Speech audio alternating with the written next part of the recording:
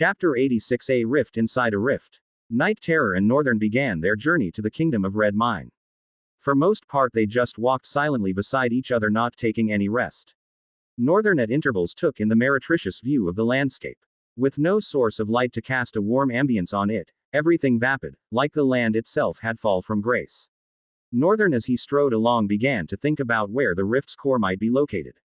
Since this seems to be a rift that was mainly affected by the kingdom of Red Mine, he suspected that the core would have something to do with the story of the monarch that sacrificed his entire kingdom for power. To become stronger. Other than that, he was pretty null. He didn't know what else to think. In fact, he didn't know how these things worked. This was his first time in a rift after all. Silently Northern walked beside Night Terror. Time slowly blurred past as both, horrors rounded the brown lush. The scenery began to recede. Less of the brown lush could be seen, and as they continued their walk, their sights were completely ridden of it. Now, it was just a barren land with a gloomy air. Corpses of monsters were scattered across here and there and were almost melting with the ground. The effect of war, Northern mused. The land had taken a severe damage from the persistent slaughters of monsters. Dark and crimson blood smeared the lands and prevented the outgrowth of life. And as time played its effect on the wide expanse, it became gruesome, bending to the cataclysmic effect of the madness that ruined every being in this realm. The land itself seemed inflicted by it. Northern sneezed as he looked away. In front of them, an endless expanse of barren, rocky land met the dark sky. It was almost like they were walking into the terrifying maw of darkness. They continued down this path for a while, walking with grave silence. At intervals Northern would look up or sideways. Other times he just strode forward, his eyes shimmering with flickers of purpose. Of course, those were times when he thought of how hard it was going to be and strengthened his resolve to pull through. Other times he just wondered if they really were going in the right direction. Tiredness pulled his legs, making them slower by the second. But Northern could tell that they were in the right track. Because the Red Mountain still lingered behind them, getting farther away from them with every step, but still wasn't disappearing from their hindsight. As their journey stretched continuously, something strange began to happen. Northern turned his head around, observing the air. It was different than usual. The air was hot and windy, just in a particular area up ahead. From vantage point, it seemed as though it was a slight tornado. Perhaps he would have been deceived if he had not awakened the visual prowess of all eyes. Northern didn't even need to squint his eyes before seeing it. Ahead of them, something was subtly shimmering within the cyclone of wind. And that thing seemed to crackle with power. Northern frowned slightly, guessing what it might be. He picked up his tired steps and dashed forward. Scuttling his way to the heavy wind, Northern came to an abrupt pause, staring at what stayed caged in the wind with a paled face. "It's a gate. It's a rift," Northern exclaimed. The blue aura that was being emanated from within, the vertical crack in space, and the foreboding heaviness that shrouded the surrounding. Everything linked to only one answer. A rift. But how? How is a rift inside a rift? Or this isn't a rift. Northern knew nothing about the Dark Continent and what had happened to it. He had no idea of where Ruffsburg had sent them to. As a result, it led him to naturally think that it was a rift. Perhaps Ruffsburg had sent each of them into a rift. Why though? To test them. For them to prove their worthiness to enter into the academy. Whatever reason it was, Northern experienced so much hell because that man's decision. And although he didn't want to fuel himself with hatred, it didn't mean he felt no anger towards the deranged kid, or elder, whatever he is. Now, seeing a rift inside what he thought was a rift all this while made him so confused. No, this is definitely a rift. That one thing Northern was sure about. What else would be the explanation of the recent happenings? The kingdom of Red Mine. The hidden temple in the mountain.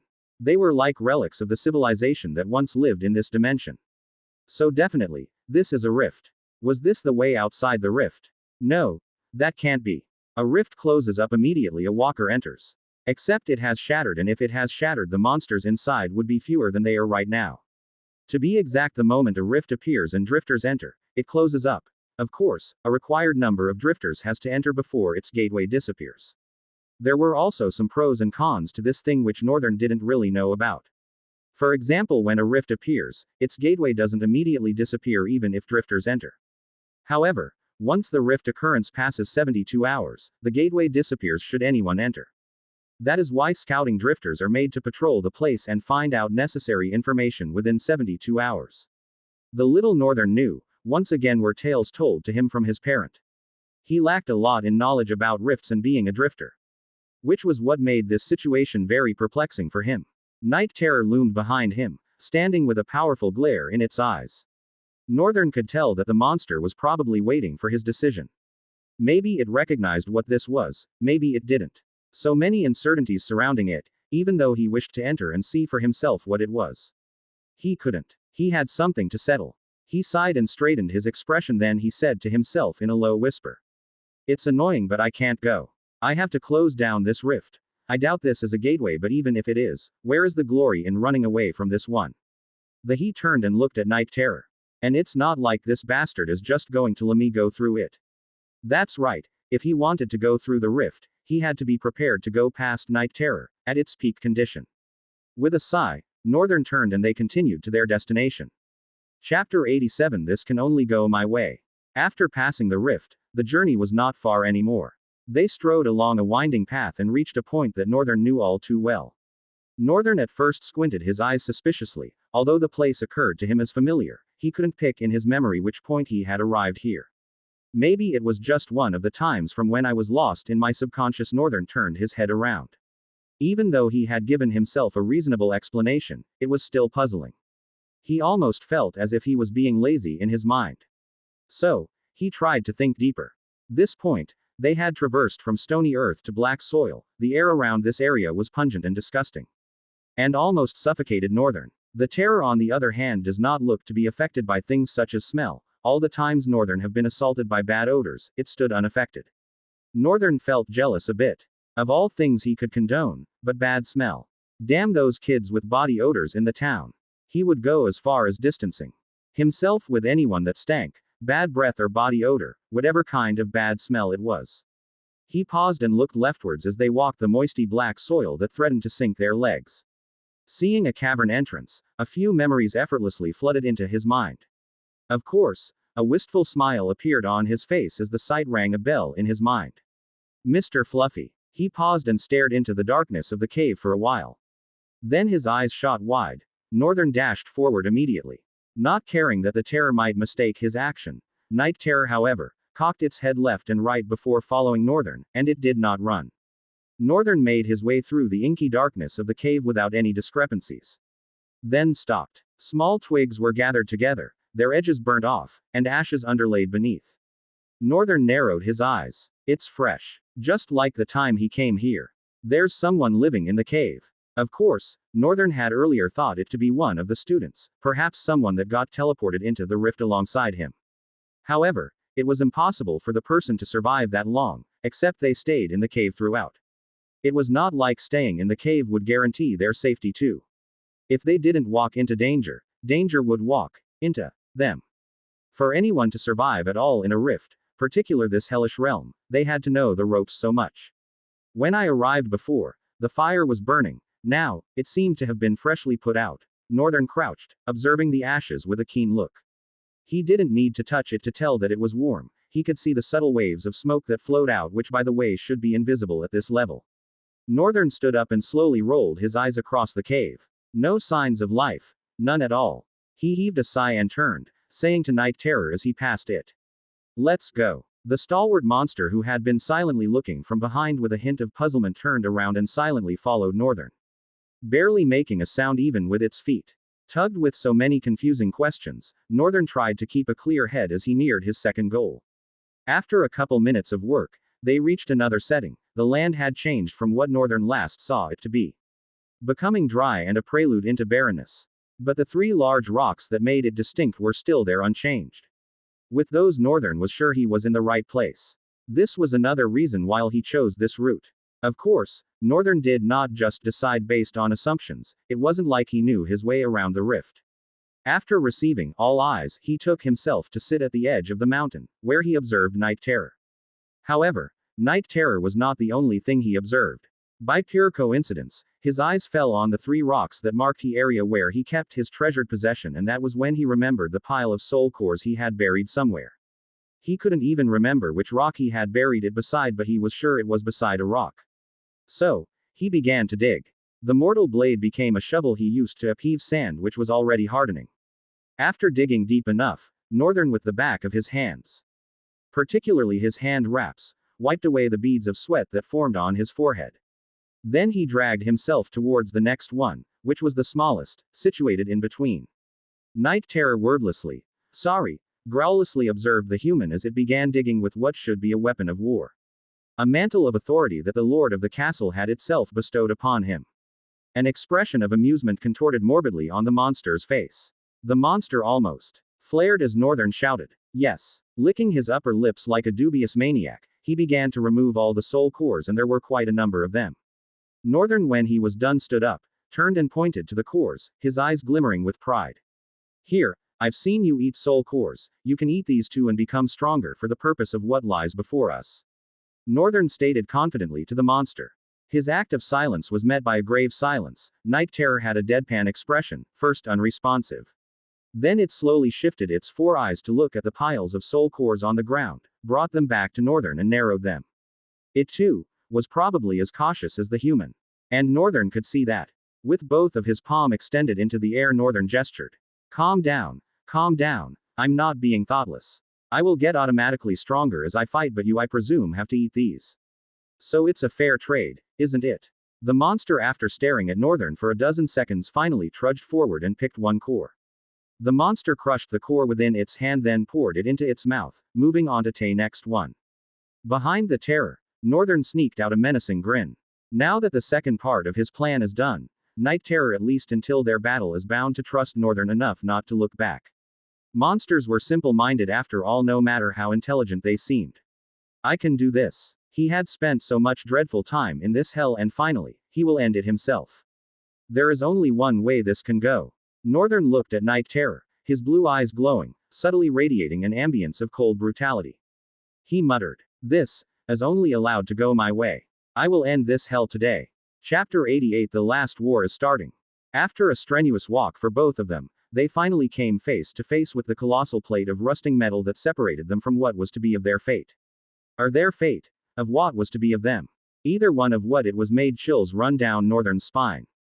His palms were clammy and he could feel spit dry up from his throat. Terror threatened to grip his heart, but Northern responded with a soothing exhalation, closing his eyes as he let out air through his mouth. He inhaled and exhaled a few times, eventually steadying his breath. He opened his eyes and they shimmered with an ethereal azure hue. Northern turned to look at how his associate for the moment was currently handling things, however, his face paled. What the hell? Night Terror had a grin parting its lipless mouth, smearing its already hideous face with a mask of buzzard madness. At that moment, Northern could only think, how far has the madness affected it? At first, he was unsure if Night Terror really was affected by the madness. It acted normal, communicated normal, despite it not being verbally. Northern lived with for a few nights, he didn't feel that would have been possible if Night Terror had been inflicted by the same madness all this while. But looking at the stalwart monster right now, he couldn't help but sense it to be a flawless manifestation of madness itself. Northern sighed and looked forward. Well, it all works in my favor. The madder he is, the more he fights, and the smoother I can just walk in his shadow and pop out when it's time to kill him. Trailing away from his thoughts, Northern raised his gaze. After a few seconds of lingering, he said in a low tone. So, how exactly do we get this to open up? That had been a part of his plan he didn't even think about at all. Night Terror, on the other, seemed to had already taken that into account. The monster grinned even wider and looked at Northern for a few seconds, causing the human to raise a brow and grunt. What? But Night Terror offered no words, not that he could, even in his expressions as oftentimes he would. This time, he just stared indifferently. Northern could tell it was up to something. Perhaps it was because both of them had spent a good amount of time together. He was getting to understand the terror more and more. Scary. This bastard is definitely up to something. Night Terror's eyes glinted with a strange menacing spark. After averting its gaze away from Northern, the evil creature strode away to the left, following the wall till it disappeared. Northern stared with a puzzled expression till it was out of sight. Then he turned back to the gate of the castle. Just what is that bastard up to now? A few moments later. Thud. Thud. Thud. Northern's eyes widened as he saw a massive critter stride forward slowly but powerfully. Each step shook the earth. But it was not the fear of the critter that gripped his heart. It was the immense disappointment he felt in himself. Surely, After learning to read in a very early age, surpassing other kids, Northern has been led to believe he was an unparalleled genius. It was a flaw in his own thinking. He was wise in his own eyes when he had only been constricted to a limited number of people with low exposure to what should determine brilliancy and intelligence. He was misled to believe he was an unparalleled genius, misled. However, the situation of his reality now down on him. He even saw himself to be an even greater fool now than ever before. How come I never thought of this? He had definitely seen this monster once, and he had seen them open the gate for it. Even if they wouldn't, the monster seemed big enough to aid them in leaping over the wall. But he never thought of that. Hell, he never even thought of how they would cross the gate. Northern frowned. Disappointment could be seen tensely straining his facial feature. He had been busy with other thoughts. Thousands of questions had been bugging him. This things happens a few times. He didn't need to be too hard on himself. No. Northern's eyes glimmered with a cerulean fierceness. That is just excuses. I'm only making excuses, he said to himself, albeit internally. He couldn't afford to go easy on himself, not anymore. This was a suffering worth stressing over, but he felt he was beginning to get complacent. This was not how he envisioned things going. Had his intellectual fortitude been affected because of the difficulty of these past few shifts of his life? Was he slowly receding mentally because of hardship? Northern as a reincarnator, when he heard of the opportunities this life brought, was excited. They were dangerous, but he couldn't deny the excitement that came with the thought of achieving so much. They were things he wanted to try, places he wanted to go, and mostly, he wanted to become strong. So strong that no man in this world would despise him. Even if they did, they'd have not the guts to look him in the eye. He wanted to become fate. Destiny, that just happens to everyone and there's nothing no one can do about it. However, he had forgotten all that. He had driven away from all that. And was beginning to act below expectation without him realizing. He was beginning to get complacent with things. Why? Because it was difficult in this place. Northern suddenly felt disgust gathered at the tip of his throat. He spat out saliva and looked away in disdain towards himself. As the stalwart monster reached the front of the gate. Slowly, the massive metal began to creak open. It was starting. The last war was starting. Chapter 89, A Living Nightmare. 6 legs sluggishly crept into the tension that sifted through the air as the gate swung open. Inside, wafted with eerie silence, it could be seen that the monsters were currently being extremely cautious. The colossal monster strutted in slowly, as if to intentionally add to the tension that was already pressing the atmosphere. Nothing could be seen attached to the beast of burden. Usually, it would have links of chains connected to it and clink with each movement, but this time around, it moved alone.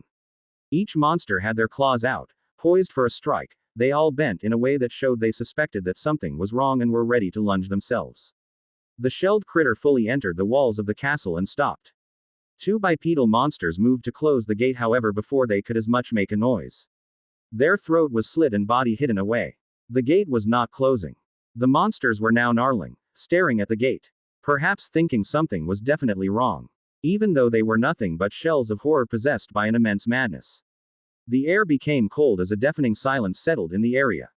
Everything and everyone settled in the embrace of an absolute calm before the storm, for a few seconds. Then, night terror happened. In the blink of an eye, the stalwart monster became a blur of motion, a whirlwind of chaos and carnage.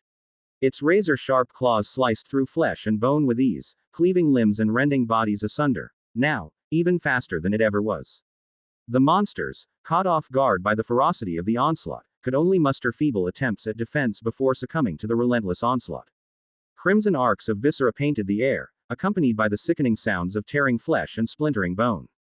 Night terror moved with a demonic grace, its form shifting and undulating like a living nightmare, evading strikes and countering with devastating force. As the initial wave of monsters fell, their brethren mustered their courage and rushed forward, claws and fangs bared. But night terror was a force of nature, an unstoppable juggernaut that left only a trail of mutilated corpses in its wake. Northern, a mere speck in the chaos, watched in awe and trepidation as the night terror unleashed its fury upon the horde. With each strike, the creature seemed to grow in speed and power, its darkness consuming all in its path, like a void. At the point of that realization, darkness clung to the terror like a cloak, swimming with its form as it shot in and out of bodies, leaving them in a wake of gruesome blood splatters. Carnage and chaos malevolently rolled through the air. Undoubtedly, Northern felt like he was getting to have a first-hand experience by sight as to what it meant to be a spawn of the Chaos Prince. Night terror had grown, vastly from what it used to be. It had become tremendously powerful and didn't even seem to be sweating each kill it made. It did enjoy the act of slaughter before, but now the monster seemed not to just be enjoying the act but also the art. The castle compound was wide enough to contain over 1,000 people and still have more space. Monsters were scattered here and there. Some were currently making their way from the yard. The air grew thick with the acrid stench of spilled blood and ruptured viscera, the unholy symphony of battle echoing over the walls of the castle. It didn't matter the development, or increasing numbers, Night Terror showed no signs of relenting, its insatiable hunger for destruction driving it ever forward. It lashed out like whipped tendrils, snaring unwary monsters and flinging them against the unyielding stone walls with bone-shattering force. Limbs and viscera exploded in grotesque bursts, painting the surroundings in a macabre tapestry of crimson and gore. The horde pressed forward, undeterred by the mounting losses, their numbers seemingly endless. Grotesque forms seemed to emerge from every corner, their twisted anatomies defying all logic and reason. Ma's agape, claws curved for slice, they charged headlong into the fray, only to be met by the Night Terror's ferocious onslaught. Its claws raked across their armored hides, drawing forth gouts of ichor and eldritch fluids. Fangs gnashed and snapped, seeking purchase in the Night Terror's ever-shifting form, but found only emptiness. The creature was a living terror, a manifestation of primal fury that could not be contained or reasoned with. The stalwart monster executed its kill so accurately that no one was left alive after it passed them. Northern didn't even need to deal with worrying about it looking back to see if he was also busy fighting. Either the stalwart monster did not care to begin with and was already deeply consumed by the madness that sought only bloodshed, or it had already trusted him all too well. Northern doubted it could have been the latter. Believing Night Terror trusted him was the reason could have worked if he hadn't taken witness to how it grinned at the gate. Now, before Northern's eyes, it was just like an incarnate of chaos and destruction. Its trails were filled with dark red blood, marred by lifeless bodies of horrors with terrific expression frozen on their face as they fell to the doom of this malevolent creature. And this was the monster he was to fight. In that moment, fear gripped Northern, clawing upon his entire body. And faced with the terror of fear, one this immense, every creature were often left with two options. Flight. Forget Nemesis. Forget they are meant to cross path. Forget closing the rift. He was going to die. I can just run away and find a life for me in the rift. That's right, if he could run away now when Night Terror is fighting, he would be able to survive undoubtedly. There was even a rift somewhere in this one, he would enter it and who knows, it really might be the way outside. Maybe it is, maybe I should try it again, Northern thought. But then it suddenly dawned on him again. North, you are doing it again. You are beginning to act below expectations. It was like someone rang the words to him. And that brought him back to reality. Fight. He clenched his fist and slowly curled a corner of his lips, shooting his head backward. His eyes gleamed with maliciousness, drowsed in ethereal blue. Whoever you are, you'd have to do better than that to make me give up. In that split moment, Northern's eyes had undoubtedly perceived something. The source of the madness. It was here, in this rift. And was definitely tried to make him turn. It was quite evident why it was doing that. Give or take, Northern was set to destroy this castle and close down the rift. Something, someone, somewhere did not want that to happen. Chapter 90 Champions of Carnage. Northern narrowed his eyes and clenched his fist. What was that just now? I definitely felt a gaze on me. His eyes rolled left and right, dividing through the destruction to see if there was a suspicious creature. But he saw nothing. After a couple of seconds he exhaled. Maybe I was just imagining it. No, it was very vivid. That wasn't just an imagination. Someone was watching me. And it seemed like the person was advocating for him to leave. Northern looked at Night Terror as his form weaved in between monsters bathing in their blood and wrenching chaos. Whatever Night Terror has that makes him so strong, I have it too. Both of them swallowed the vestige of the Chaos Prince. Both of them had grown exponentially. More so, Night Terror did not have his visual prowess. Northern opened his hands, a steely determination etched across his features. Perhaps it is time to join this battle, he muttered, as black sparks crackled to life, weaving intricate patterns in the air before him. As the onyx sword materialized, Northern gripped the hilt tightly, swinging the blade down in a graceful arc.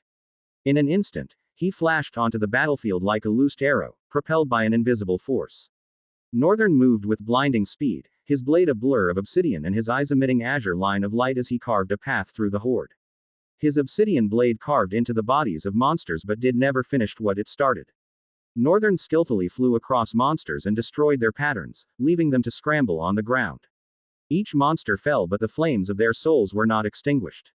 Instead, left at mercy by the viciousness of his blade. Northern was intentionally leaving them alive. So long he didn't get the last kill, he won't get talent fragments. That way he can delay whatever was to happen if he gets to 1,000 talent fragments.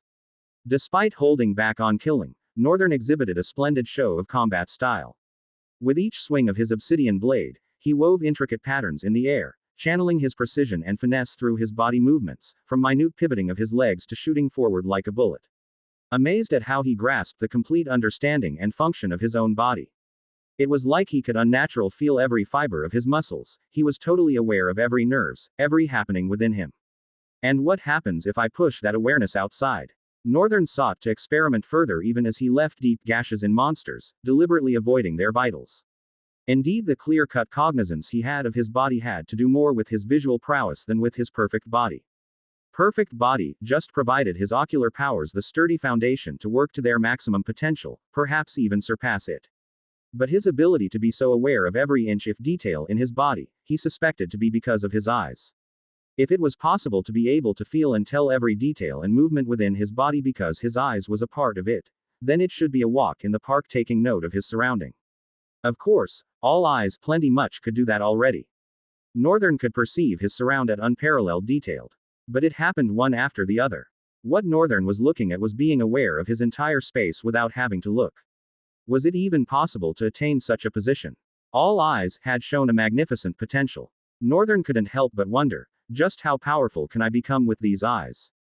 Night Terror moved with a grace belying its size, weaving through the chaos with a fluidity that defied comprehension.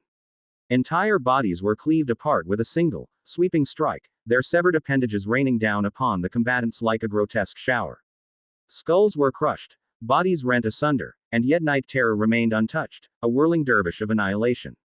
The castle's defenses crumbled as the Night Terror pressed its advantage, smashing through barricades and fortifications with ease. Walls crumbled, towers toppled, and the once formidable citadel became little more than a ruined shell, a monument to the Night Terror's unstoppable might. The cacophony of battle, the ceaseless roars and screeches of the combatants, overwhelmed the atmosphere. The stench of death hung thick in the air, a miasma of decay that clung to both warriors' very being.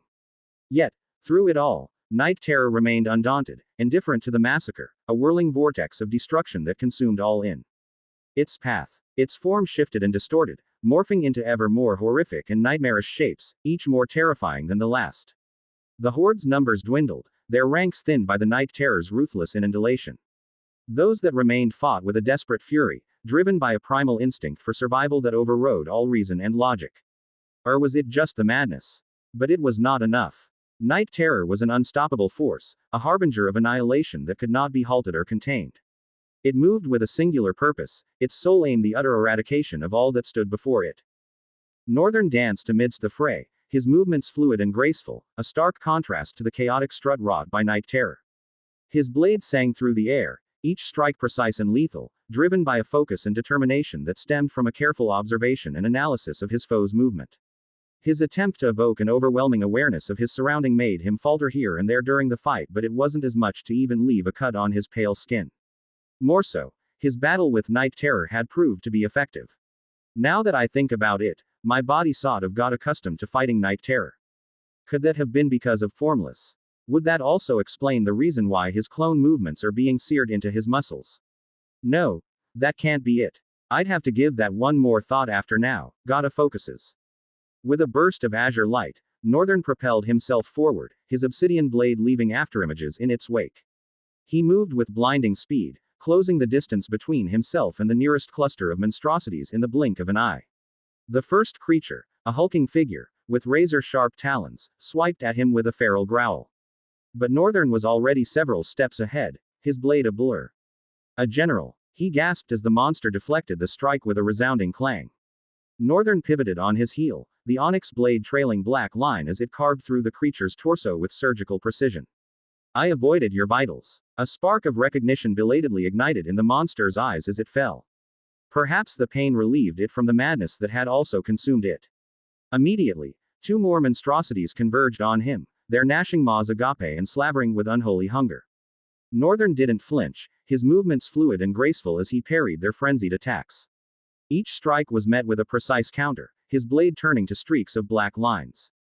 With a flick of his wrist, Northern disarmed one of the creatures, its severed limb clattering to the ground in a spray of ichor. Before the critter could even register its loss, Northern's blade lashed out, cleaving through its skull in a single, decisive stroke. Crap, that was a mistake. You have killed a. The second monstrosity pressed its assault, undeterred by the fate of its brethren. Northern met its charge head-on, his blade weaving an intricate dance of death as he parried and countered with lightning-fast precision. The creature's strikes grew increasingly erratic, its movements fueled by mindless fury. But Northern remained calm and focused, his eyes tracking every twitch and shift of muscle, anticipating each attack before it even began. With a deft twist of his blade, Northern caught the creature's claws mid-swipe, the razor-sharp talons screeching against the onyx steel. In a single, fluid motion, he redirected the creature's momentum, using its own force against it as he pivoted and drove his blade deep into its chest. Ah! Again, he muttered. The monstrosity let out a gurgling screech, its body spasming violently as Northern wrenched his blade free, a torrent of ichor gushing from the gaping wound. The creature crumpled to the ground, joining the growing pile of fallen monstrosities that littered the battlefield. No matter how careful he was, it was hard to fight and not kill. But he still had to try regardless. Northern looked around. Compared to when they just entered, the scenery had been contorted into a disgusting land of bloodshed and marred bodies. Of course, more than half of this was wrought by night terror. The monsters had grown very few, and in a couple of minutes, the last remaining few were bound to meet the end of their lives too. But something bothered Northern, as if to confirm his suspicion. A deafening silence suddenly fell on the area. Even night terror, with his hand suspended in between the belly of one monstrosity, paused and looked towards the main entrance of the castle. Northern gritted his teeth. Something is coming. He braced himself and clenched his hand tightly around the hilt of his sword. With a tremoring push, the door of the entrance exploded, and a furred beast pompously stomped out of the castle, eyes burning with predatory viciousness. Its once pristine white fur was now dirtied by dried blood, a grim testament to the madness of war that had consumed it. Despite the filth that marred its appearance, the beast exuded an aura of undeniable power, its every movement dripping with menace. As it surveyed the area with a menacing gaze, the air crackled with tension. Night terror stared at the beast indifferently and threw it face to Northern. At its first appearance, Northern had almost trembled in fear. But a second later, his eyes widened and he uttered before knowing. Mr. Fluffy. Chapter 91, Northern vs. Mr. Fluffy, Part 1. The culture of the Kingdom of Red Mine was based on one law. The strong rules. Since they were vessels of war, constantly seeking bloodshed and carnage, they tend to respect and obey power. Just like how Northern proved himself battle after battle to be the champion, any other monster could and they would accept it as the champion with no questions asked. Northern of course already assumed this was what would happen. He just never expected that it would be Mr. Fluffy. How long had they been gone for the little cute monster to have changed so much? It was now large, standing almost as tall as Wraith. Its eyes were hollow, and gleamed with a madness, in it no other intent existed but to wreak havoc and tear flesh apart. Northern could see that no matter what he did, Mr. Fluffy was not going to recognize him. So, he stepped forward, giving Night Terror a glance before saying, "Don't even think about fighting him. Mr. Fluffy is mine to deal with. I'll knock some sense into him myself." Allowing Night Terror to take care of the beast would be a huge mistake. This vicious monster knew no respite. Night Terror, with his face and dark hide smeared with blood, shrugged and turned away, chasing after other prey. Soon, he disappeared from the front yard and hardly made his way to the backyard. Northern and his pet monster stood opposite each other, the atmosphere wafting with silent tension as both prepared each other for the inevitable. Mr. Fluffy crawled forward, its snarling jaws dripping with saliva as it fixed its blue eyes on Northern. It paused after closing the distance by some steps and with a low growl, crouched low to the ground, ready to pounce. Northern tensed, his grip tightening on the hilt of his obsidian sword. He could feel the primal energy radiating from the beast, a fierce determination burning in its gaze. A smile curled on his face. "You have grown, Fluffy. I don't even know if I can call you Fluffy again. Fluffy, you have been a bad boy and Daddy's gonna teach you some manners." Northern's eyes glinted menacingly. Sensing the bloodthirstiness that emanated from its opponent, the monstrous wolf lunged forward, its massive form hurtling towards Northern with swift velocity. With a swift sidestep, Northern evaded the attack, narrowly avoiding the sharp claws that slashed through the air. As the wolf skidded to a halt, it spun around, its jaws snapping hungrily as it sought to sink its teeth into Northern's flesh. That's good, keep that look in your face. I'll smack it right out, Northern commented, his eyes radiating with glee. With a deft motion, he parried the wolf's attack, the clash of metal against fang ringing out through the night. Both of them exchanged several ringing clash that sent Northern's hand reeling backward from the recoil. Fuck, it definitely had gotten stronger. In such a short time, Mr. Fluffy had grown exponentially also. Perhaps this was from eating several monster core and growing accustomed to the atmosphere of war. It must have been so lonely after I left. Northern felt pity for the beast. Perhaps, it too was suffering, trapped in some darkness, and this was his fault. Not that he forgot about Mr. Fluffy when they were about to leave. He just couldn't spare the time to care. I'm sorry, I will relieve you from your sufferings, he said, with a grin on his face, then shot forward, clashing powerfully with the beast. Northern's plan was simple, to inflict so much pain in Mr. Fluffy that he'd come right out of that darkness that clogged his mind. The thought of it made him grin so evilly. Perhaps because he doubted not the fact that he could handle Mr. Fluffy with ease despite the monster growing so powerful. It was not a bluff. It was an accurate and precise calculation brought about by his eyes. Northern even now was not giving his all in the fight. He was playing with the beast to see what it was capable of. That, however, did not mean he didn't get to feel the tearing pain inflicted on him as he made mistakes and let some of Mr. Fluffy's attacks swing past his defenses, leaving shallow cuts over him. He continued to run around the monster, making it swing its quickest attack, gnarl and shoot at him at its fastest pace. But surprisingly, everything was within Northern's prediction. Is it because it's a monster? It's so simple. As the two continued to clash with each other, Northern became more frightening. His growth in barely 5 minutes that they started was awe-striking. No attacks slipped, he was now parrying Mr. Fluffy's attacks with one hand behind his back. His legs showed no hasty step, and on his face was etched a cold, villainous smile. With a deafening block, Northern and Mr. Fluffy flew away from each other while Northern rolled through the air and landed magnificently on his feet. The beast tumbled and managed to use the momentum to stand, albeit magnificently, too.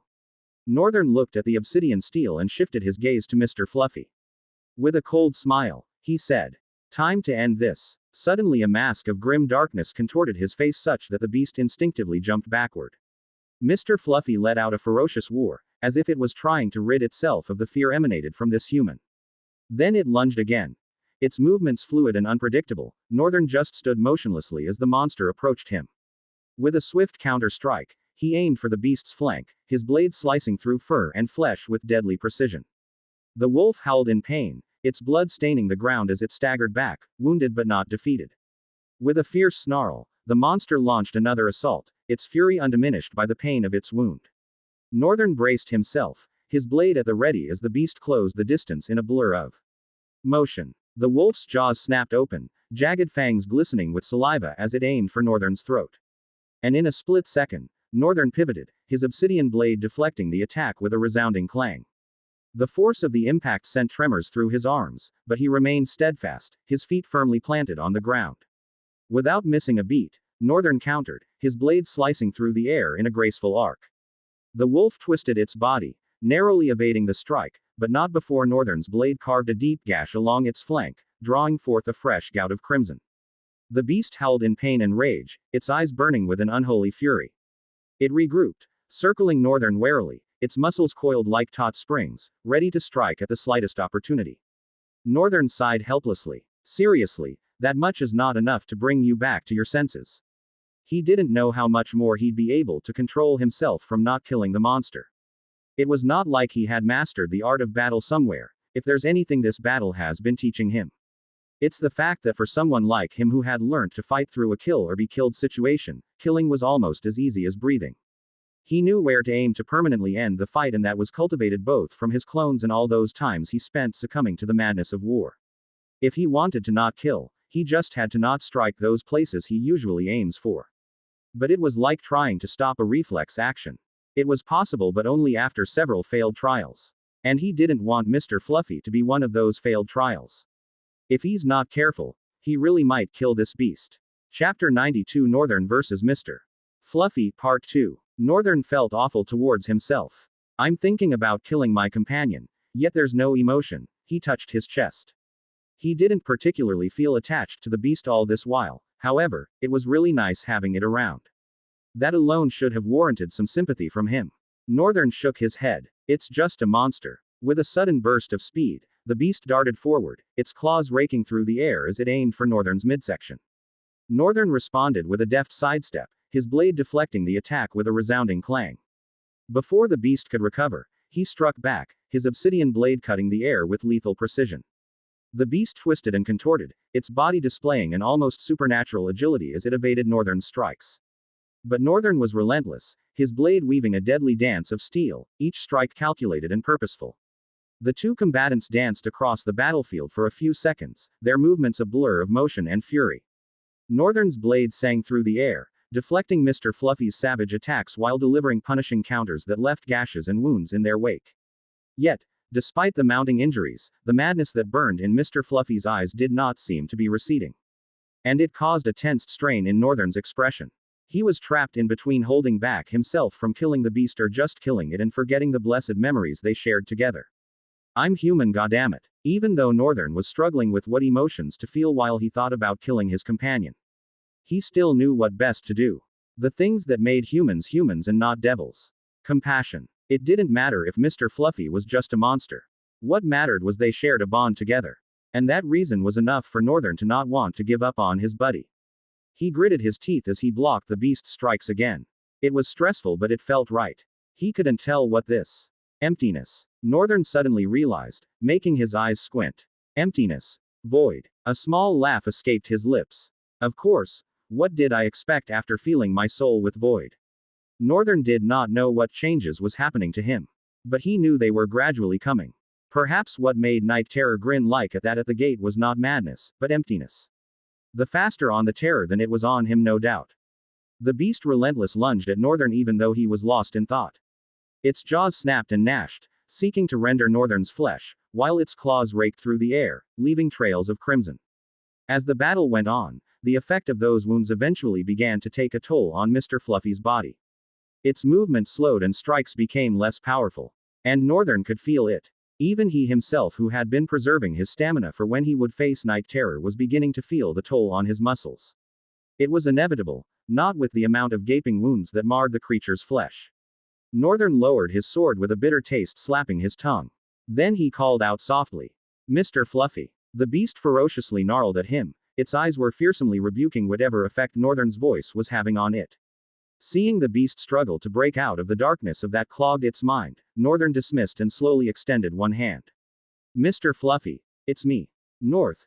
His voice came out peacefully, causing droplets of tranquility to fall into the monster's soul. Its pupils slowly distended and a low growl crept out of its mouth. Slowly, Mr. Fluffy went down and lowered its head. Northern's hand finally touched it. When it did, Northern's heart almost jumped out of the beast. Ah, I'm glad I didn't have to use it. Something shattered into sparks of light behind his back. Despite taking the initiative to calm the beast using the bond that they both have formed over a short time, Northern still had his skepticism and had materialized a black stiletto behind his back in case things went south. Now that he had gotten Mr. Fluffy back, the next foe, Northern's eyes suddenly trembled. Then a big laugh burst out of his mouth, his shoulders shuddered as he laughed even wider for a couple more seconds. Anyone would think he was mad. Then he came to an abrupt stop and frowned towards the castle entrance. No way, I'm going to enter that place. It's a horde of night terrors inside that place. Of course, the problem was not that he was scared of getting killed. Northern at this point was confident in his capability to kill those night terror. When they kidnapped him, he would have defeated one or two, not to speak of now that he was stronger. But that would task his body too much, however he could send his clone. Northern stared at the entrance as he considered the idea. If I command it to not kill, it should be able to not kill, right? He folded his arms and tapped a finger against his hand. Then he decided, no, Night Terror can deal with them all on his own. Even with Night Terror's power and mine, I'm not confident that we'll be able to take down a Maelstrom rank monster. More so, we don't even know the danger level, Northern mused. Besides, I might run out of essence. Things were pretty different now that all the enormous soul energy he absorbed from the measuring crystal had been absorbed by void essence. He could faintly feel and tell the amount of essence he had circulating his soul. using his clone used to run on soul energy, and then he had an immense amount of it due to the incident at the Citadel. But Void Essence had done away with all of that. The soul energy in his body did get converted to Void Essence, but it wasn't half as much as what used to be. There. Northern could tell, he wasn't so bolstered on Void Essence. And that might be costly for him should he act irrationally. Even though he decided against helping Night Terror. Northern was sure the monster was more than enough to take care of some half-acid experiments breeded from it. That bastard is probably killing his kins with joy. Northern surveyed around. It's a lot of kill, and I didn't even gain much from it. Since he killed too little numbers, he didn't as much receive an item. But it was good, this was his plan all along.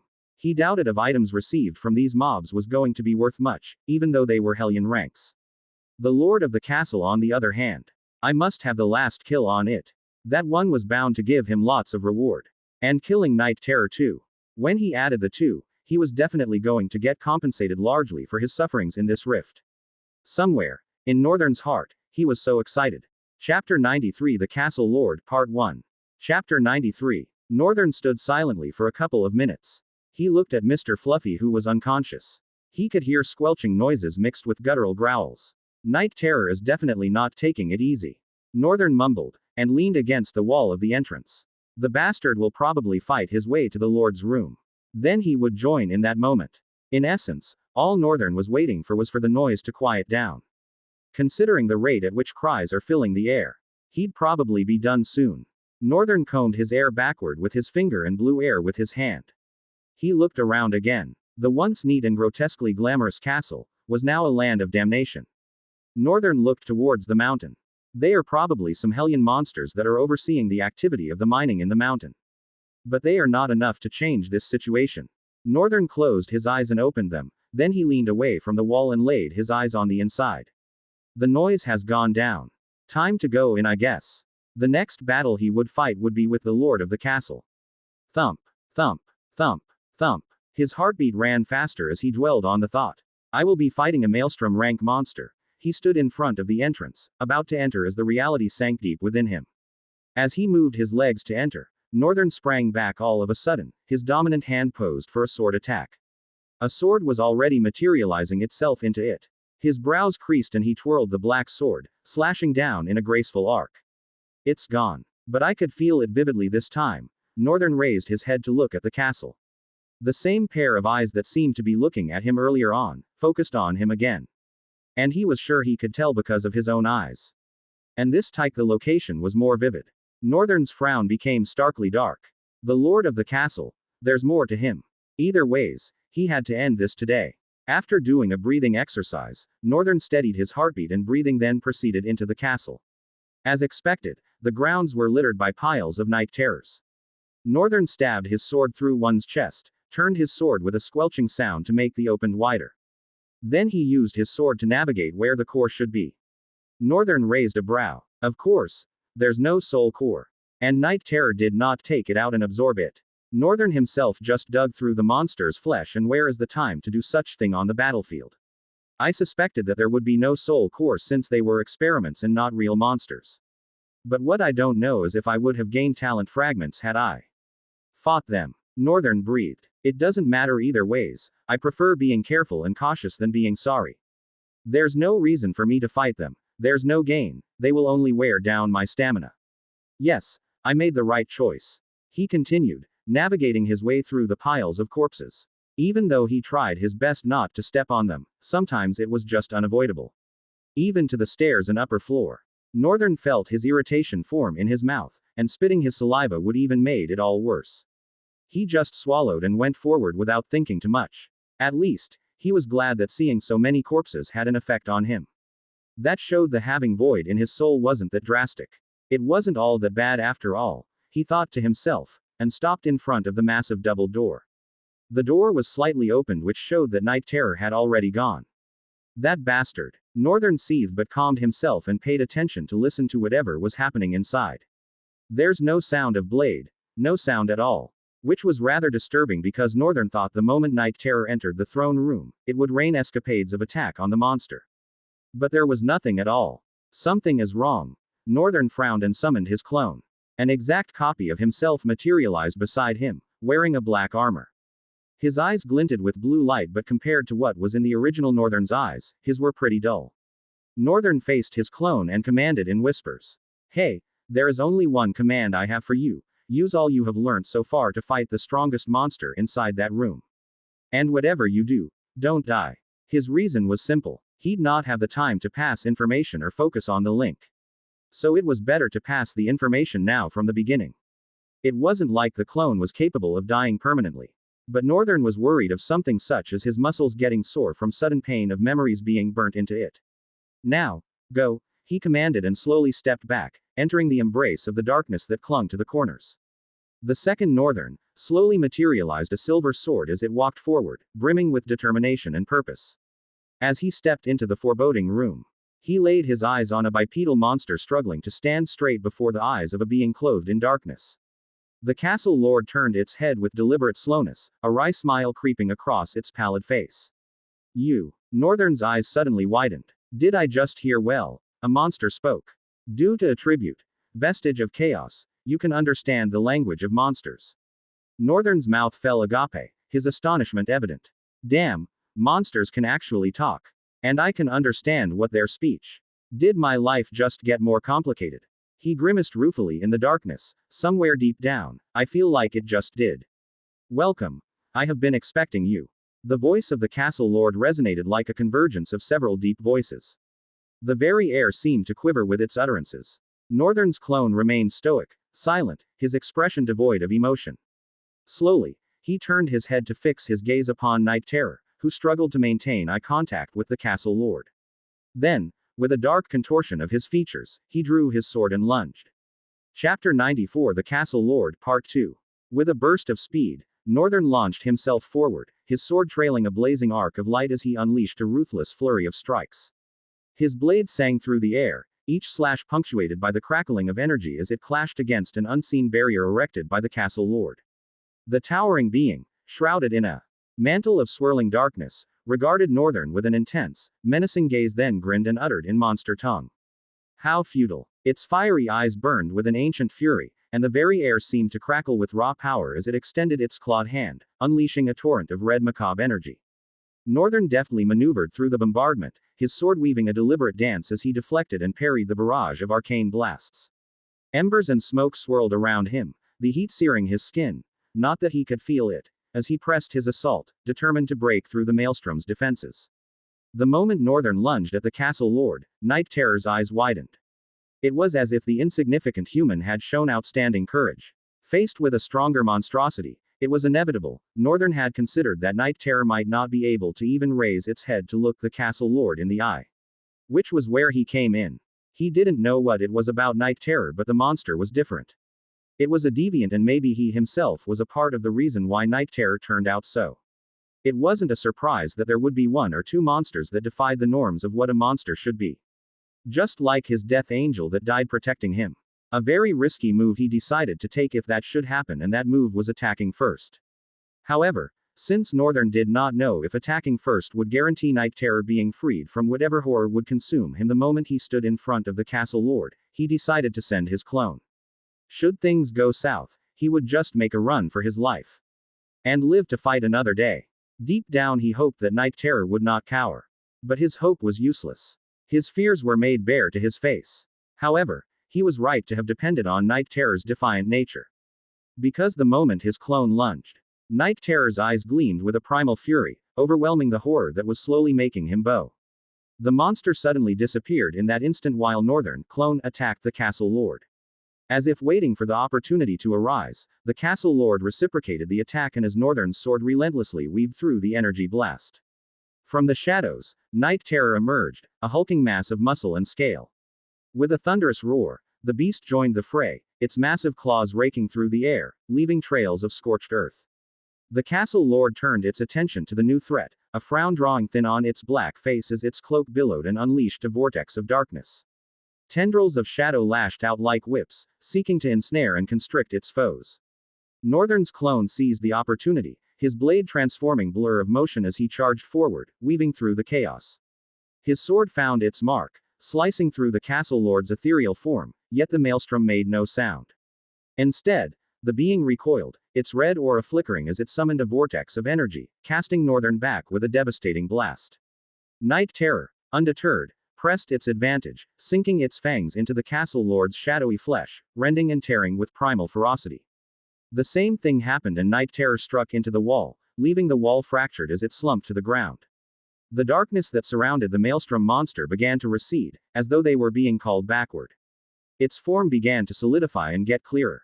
Northern from the darkness he stayed hidden narrowed his eyes. The attacks didn't go through. It seems as though both of them attacks just now were just against a skin of darkness. The cloak of darkness that overlaid the maelstrom's body was actually a mantle of protection. If that's the case, why is it being removed? At least that was what this looked like to Northern, who was observing through the eyes of his clone. When the darkness had merged with the monster's body completely, a muscular, humanoid silhouette with elongated limbs and sharp, claw-like hands was revealed. Its skin was pitch black and adorned with red complicated patterns and symbols that evoked a sense of archaism. It was as if the monster itself was a fusion between a human and a beast. It looked nothing like the monsters it ruled. The most striking feature was its head, which takes on a demonic appearance. A pair of fiery, glowing red eyes pierce through the darkness, exuding an intense, menacing gaze that seems to bore into their soul. Horns protrude from the being's head, adding to its fearsome and otherworldly visage. The monster's thunderous voice rolled out. "This is rather infuriating. Thinking you can fight me with a fake is extremely ignorant of you." Now that the darkness was now shrouding most of its body, except a baggy tunic that donned its lower body, the castle lord spoke with hand gestures. Menace evident in its intimidating gaze. It turned its eyes to Night Terror, who was just standing. The bones of its neck cracked as its head turned left and right. "You dare defy me, Call, a chosen follower of the blood tyrant?" he bellowed, his voice laced with a mixture of contempt and incredulity. Night Terror stood its ground, muscles coiled and ready to strike, undaunted by the castle lord's imposing presence. A low, guttural growl rumbled from deep within the terror's chest, a primal challenge that resonated through the chamber. Northern found the monster's defiance to be more amazing. Night Terror was exceeding his expectations of what a defiant should be. Even from where he was hiding, he could feel his heart tremble. "Insolent whelp," Call snarled, his clawed hands clenching into fists. "You have been granted power beyond your wildest dreams, and yet you squander it by aligning yourself with this insignificant human." Northern's clone remained silent, his gaze steady and unwavering, even as the castle lord's scathing words washed over him like a torrent of venom. "No matter," Call sneered, his lips curling into a twisted smile. "I shall rectify your foolishness and remind you of the true nature of your existence." With a sudden burst of speed that belied his immense size, Call charged forward, his clawed hands aglow with a sickly crimson energy. Northern's clone braced himself, his blade poised to deflect the incoming assault. Chapter 95, The Castle Lord, Part 3. The impact was deafening, a thunderous clash of steel and enigmatic might that sent shockwaves rippling through the chamber. Even though Northern's clone had stood his ground powerfully, he flew away like a ragdoll, crashing into the wall and almost shattering it. Night Terror instantly rushed forward, its massive form becoming a black blur of motion as it unleashed a torrent of black flames and claws upon the castle lord. Call twisted and contorted, his demonic visage twisting into a rictus of fury as he fended off the dual assault. Despite crashing into the wall, Northern's clone quickly regained his footing. Determination etched across his face, he lunged forward, his sword glinting with a cold, silver light. Night Terror also joined the attack, its claws burning with a black flame that looked like live darkness. Northern at first wondered what it was, but at a second glance through the clone's eye, he could tell. Void essence. Was that how it's supposed to be though? It looks too nefarious. The chamber reverberated with their clash, a symphony of violence that echoed through the halls. Stone and debris scattered in their wake as the force of their blows sent shockwaves rippling through the surroundings. Inside the throne room was a whirlwind of steel and claw that threatened to tear the very castle asunder. Northern's clone fought with a ferocity born of desperation, his blade a blur of silver as he fought with the best ability while escaping death every time by the skin of the teeth. Perhaps, their enemy would have been bested long ago if it wasn't a maelstrom rank and a being that defied common sense. The fact that the castle lord could talk alone and called itself Call, introduced a variable that Northern never calculated. And now he found himself with one unanswerable question. Even with Night Terror's might, his clone and him, would they be able to defeat this monster? Northern wanted to make sure he answered that question before proceeding to the battlefield. Of course, he felt like a coward for hiding, but he was long past that.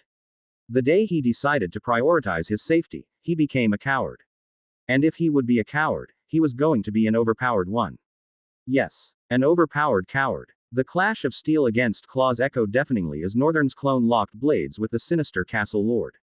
His muscles strained, veins bulging against his pale skin as he mustered every ounce of strength to hold his ground. Sparks flew as Call's razor-sharp claws raked across the silver steel of the clone's sword, the metallic screech piercing the air.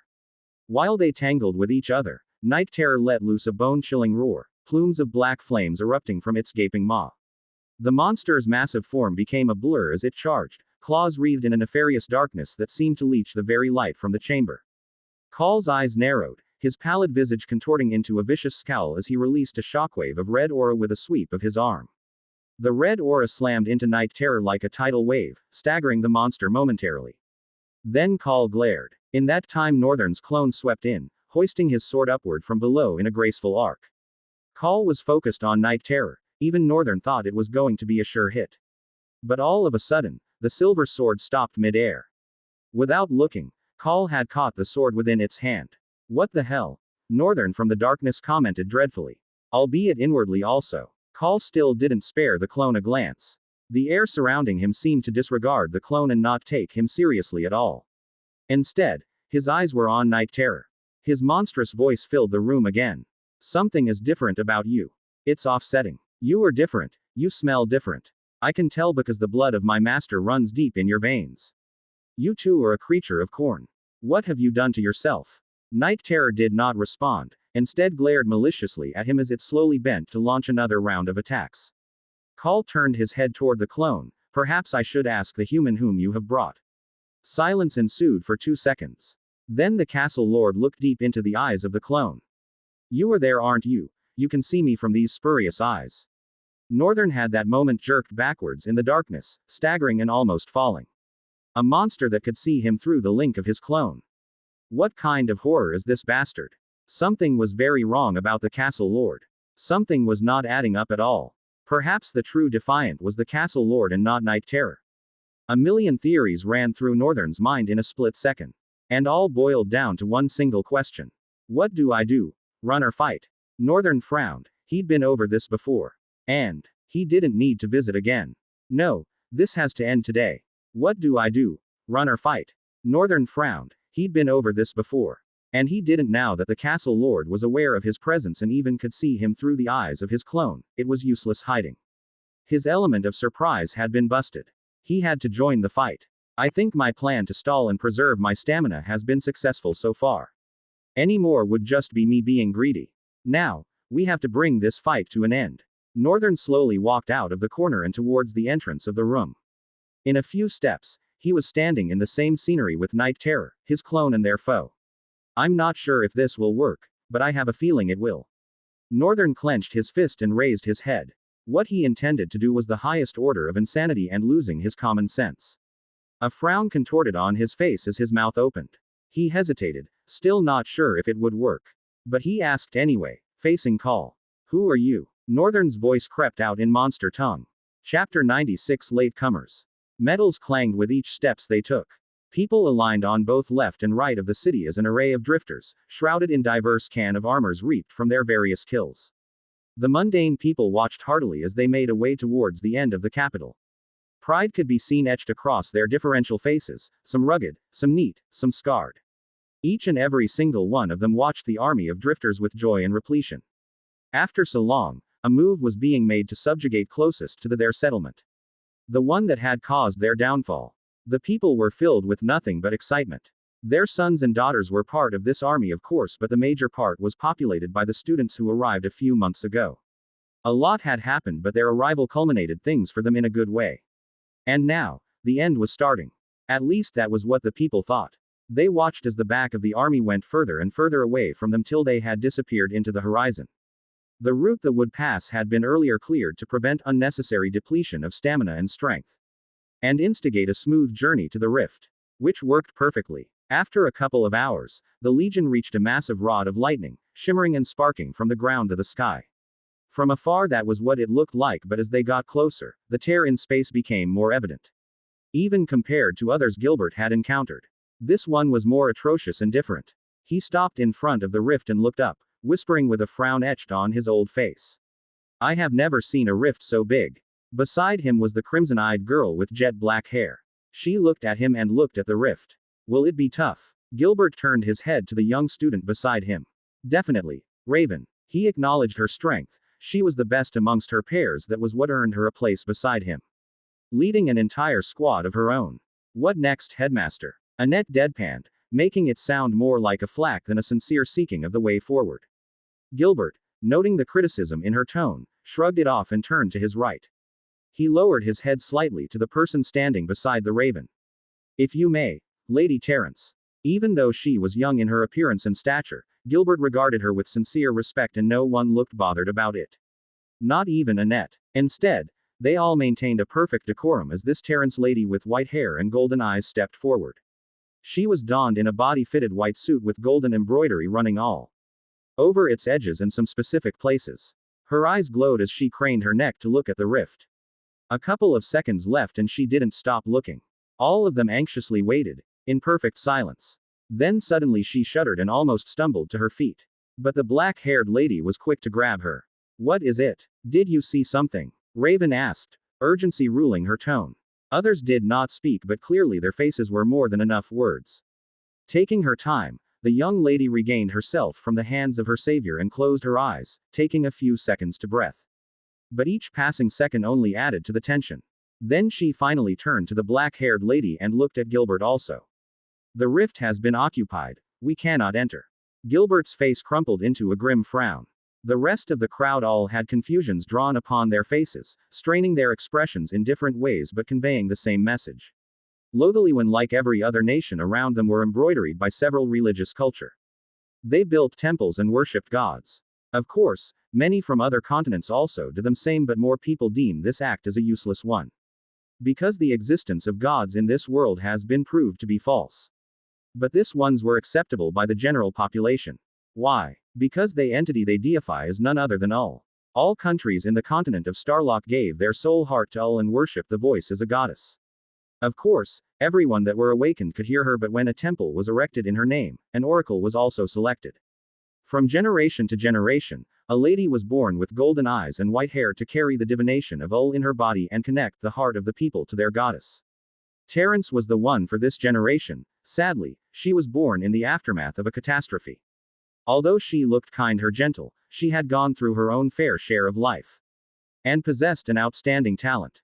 No one knew of the details, not even Gilbert. He particularly was very careful around this young lady.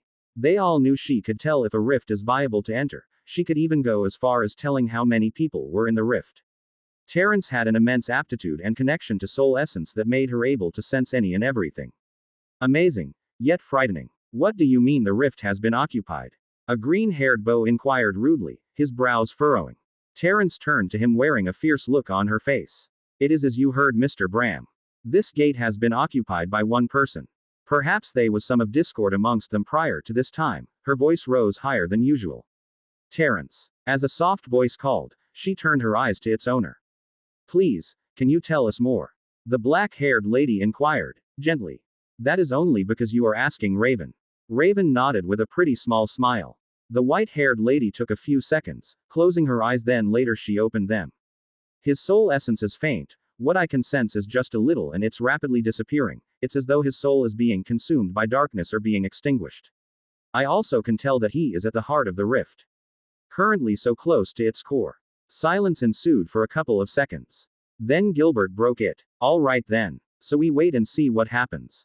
If the boy manages to close the rift before he dies, we can storm in and help as fast as we can, and if the boy dies, the rift will open up its gateways and we will take it from where whoever is in it stopped. Gilbert turned to the rest. Let us set camp around the area. We don't know how long it will take, but we are willing to wait however long. With that command, the Legion scattered abroad the expanse, walking in pairs and gisting as they did thr necessary things. Annette stood in front of the rift with her arms folded. Since they started setting up camp until now, almost half an hour later, she was still standing and staring at the rift. Steps gallantly arrived beside from her blind side. Yet, she didn't need to look before she knew who it was. Immediately Gilbert stood in front of the gate. She lilted. Do you think the boy could be the one here? Gilbert's brows creased to a frown. There are no certainties, but I doubt that will be possible. Wasn't he a walker? How can a walker survive in this kind of unpredictable rift? Even I would have a hard time. A corner of Annette's lips curled up. I know, right? It's practically impossible, right? And yet, I have this feeling. Chapter 97, The Castle Lord, Part 4. An eerie chuckle crawled out of the maelstrom's mouth. With a flick of his hand, he sent the clone crashing into the wall and faced Northern. Interesting question to ask. Spreading both his arms into the air, he started. I am nothing but a loyal servant and a very strong believer in the hope that lies in bloodshed. Was molded through madness and I thrive in it. He paused, looking into Northern's eyes with a dubious grin. Do you have your answer from that? He chuckled, and gestured with his hand. No way, I hear humans are Gomers. Even they happen to be equipped with the best of structures. What you people have, that brain is a treasure out there, you know. His words came out so naturally and was even more frightening since they clearly were not THR language Northern was used to but he could understand. Amazing well as at that. Coupled with the 100 voice in one that it possessed. A dark frown was rimpled on Northern's face as he inquired again. Who do you serve? The castle lord went bug-eyed. Such an interesting human. Not only do I find it amazing that you can understand and speak to me, but your interest exalts me. It makes me so happy. Okay. Since you asked politely, I will tell you. Silence reigned in the atmosphere for a while, as Call the Castle Lord fixated his eyes on Northern. Night Terror surprisingly was still, since the moment Northern had entered. The 101 voice of the Castle Lord again rolled out, shattering the silence. There are entities in this world that are beyond the knowing of you insignificant beings. I have seen across all dimensions the same thing playing out. You lot are too ignorant and stupid to comprehend the magnificence and scale of greatness. He walked as he continued. You settle for less. Less knowledge. Less understanding. Less power. Less might. It's no wonder why you all are nothing but lesser beings. Northern stayed silent but inwardly was pissed. When will he stop talking down on me and actually tell me? He could not say the words out, the sound of Call's voice already slugged so much fear in his heart. There were currently no balls to be cocky in front of the maelstrom. Perhaps, I shall give you a chance, maybe you will understand my plights. His voice grew somber. He raised his head and turned to Northern, walking closer to him as he started. The blood tyrant, hunter of souls, father of chaos, the origin of courage, honor, strength, hate and blood. That is what he is the greatest origin to ever exist. The one that found my soul and set me free from the shackles of limitation. He made me see the good that madness can do. All that he said, Northern paid rapt attention, and even though all this things sounded quite intriguing and grabbed his attention, he still could not understand.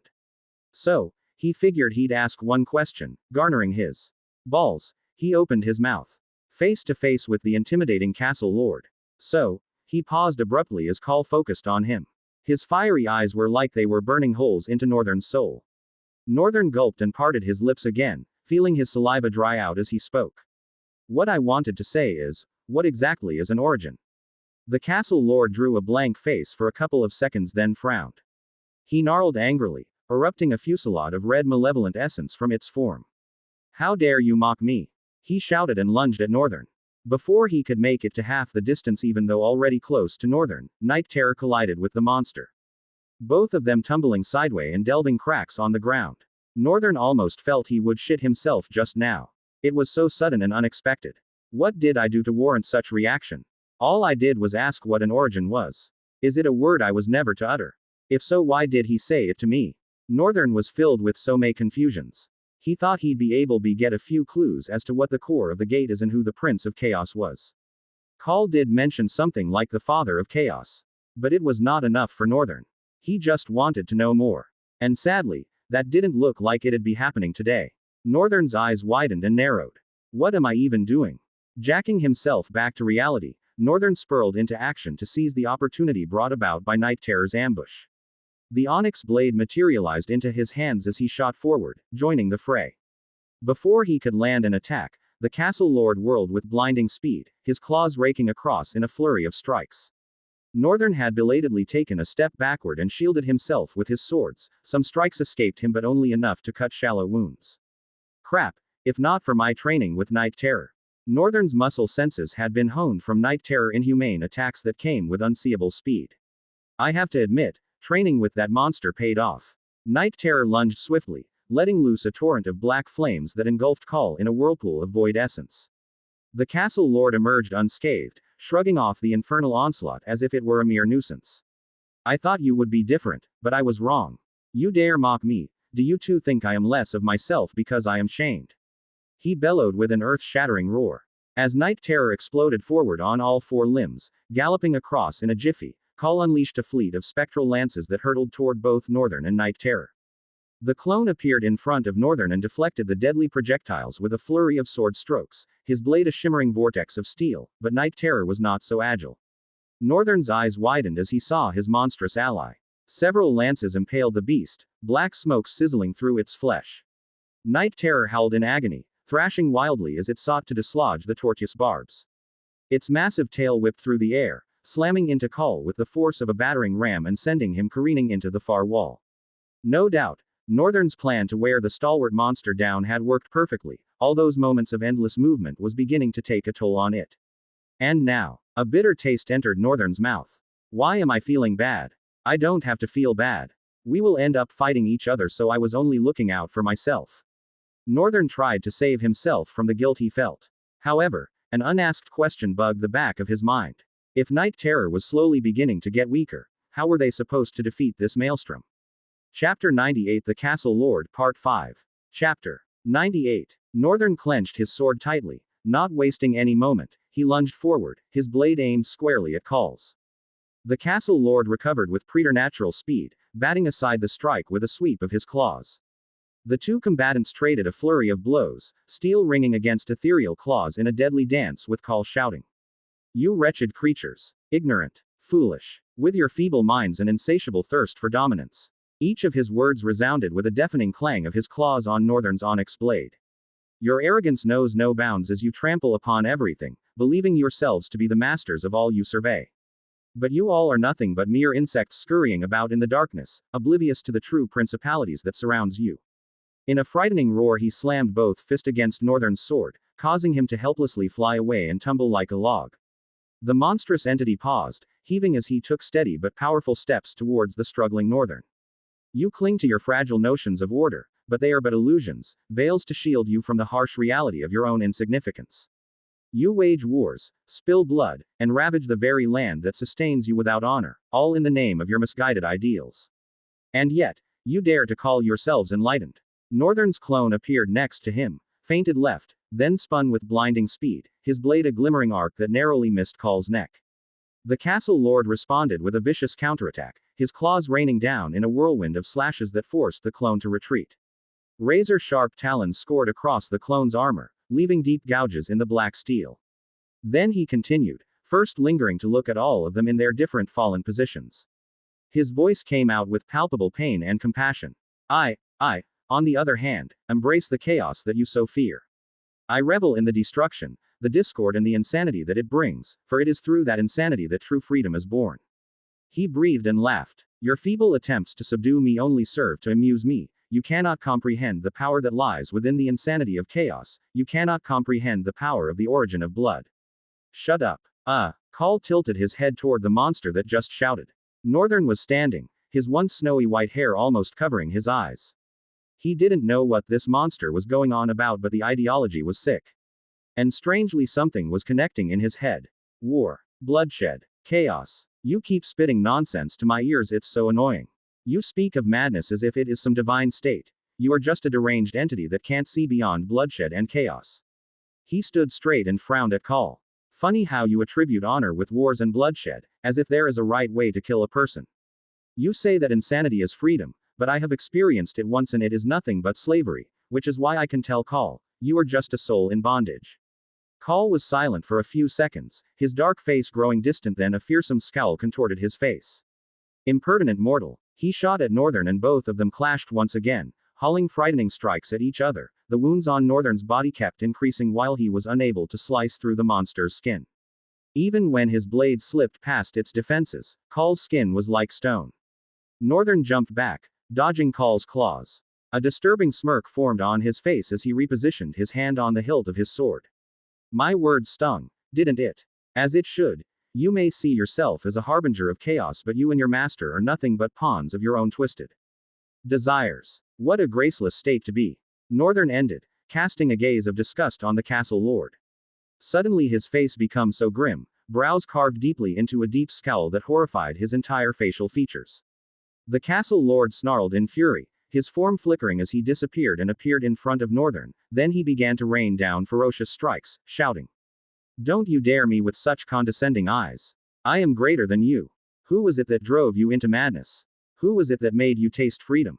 Who? Tell me who it was that ruled you and gave you the ground of war and bloodshed. The strength you wield now, your growth. Tell me who did you owe it to? Northern continually blocked, feeling the recoil on his muscles as each strike was vying to rip his hands apart. He was sure that if he was using the silver sword, it would have broken from deflecting the strikes that the castle lord was currently battering him with. He was angry and it made him become more powerful. Crap, I really hit the wrong spot. Northern mused but frowned a second later, to hell with it all. Northern at this point didn't care anymore. He was not an upright human in a way, at least from his own point of view. Nor was he one that held on to some heroic belief, he was just his own person. Even from his past life and now, he had his own belief, some were selfish and some were rational, but all of them were based on his point of view and experiences. Judging from the way Call spoke, it was obvious that it was a creature that relished in destruction and the disturbing satiation it brought. Now, Northern was not sure all that talk about madness, but he earlier began to suspect something playing out. He had to muster the balls to reply, and arrogantly too, because that was the only way to get the information he needed. Now, he was very sure that the day he met the castle lord Call, was the day the seed of madness was sowed in his soul. Call was the one inflicting all the monsters with insanity. Call is the deranged king that sacrificed his people for power, that would explain why he is too strong, could talk and had these twisted ideologies. Northern slowly breathed, steamy air seeping out of his mouth. He changed his sword from his left hand to his right hand, then looked at Night Terror and his clone. Then his gaze drifted back to the fuming castle lord. It's fine. I have all the answers I need.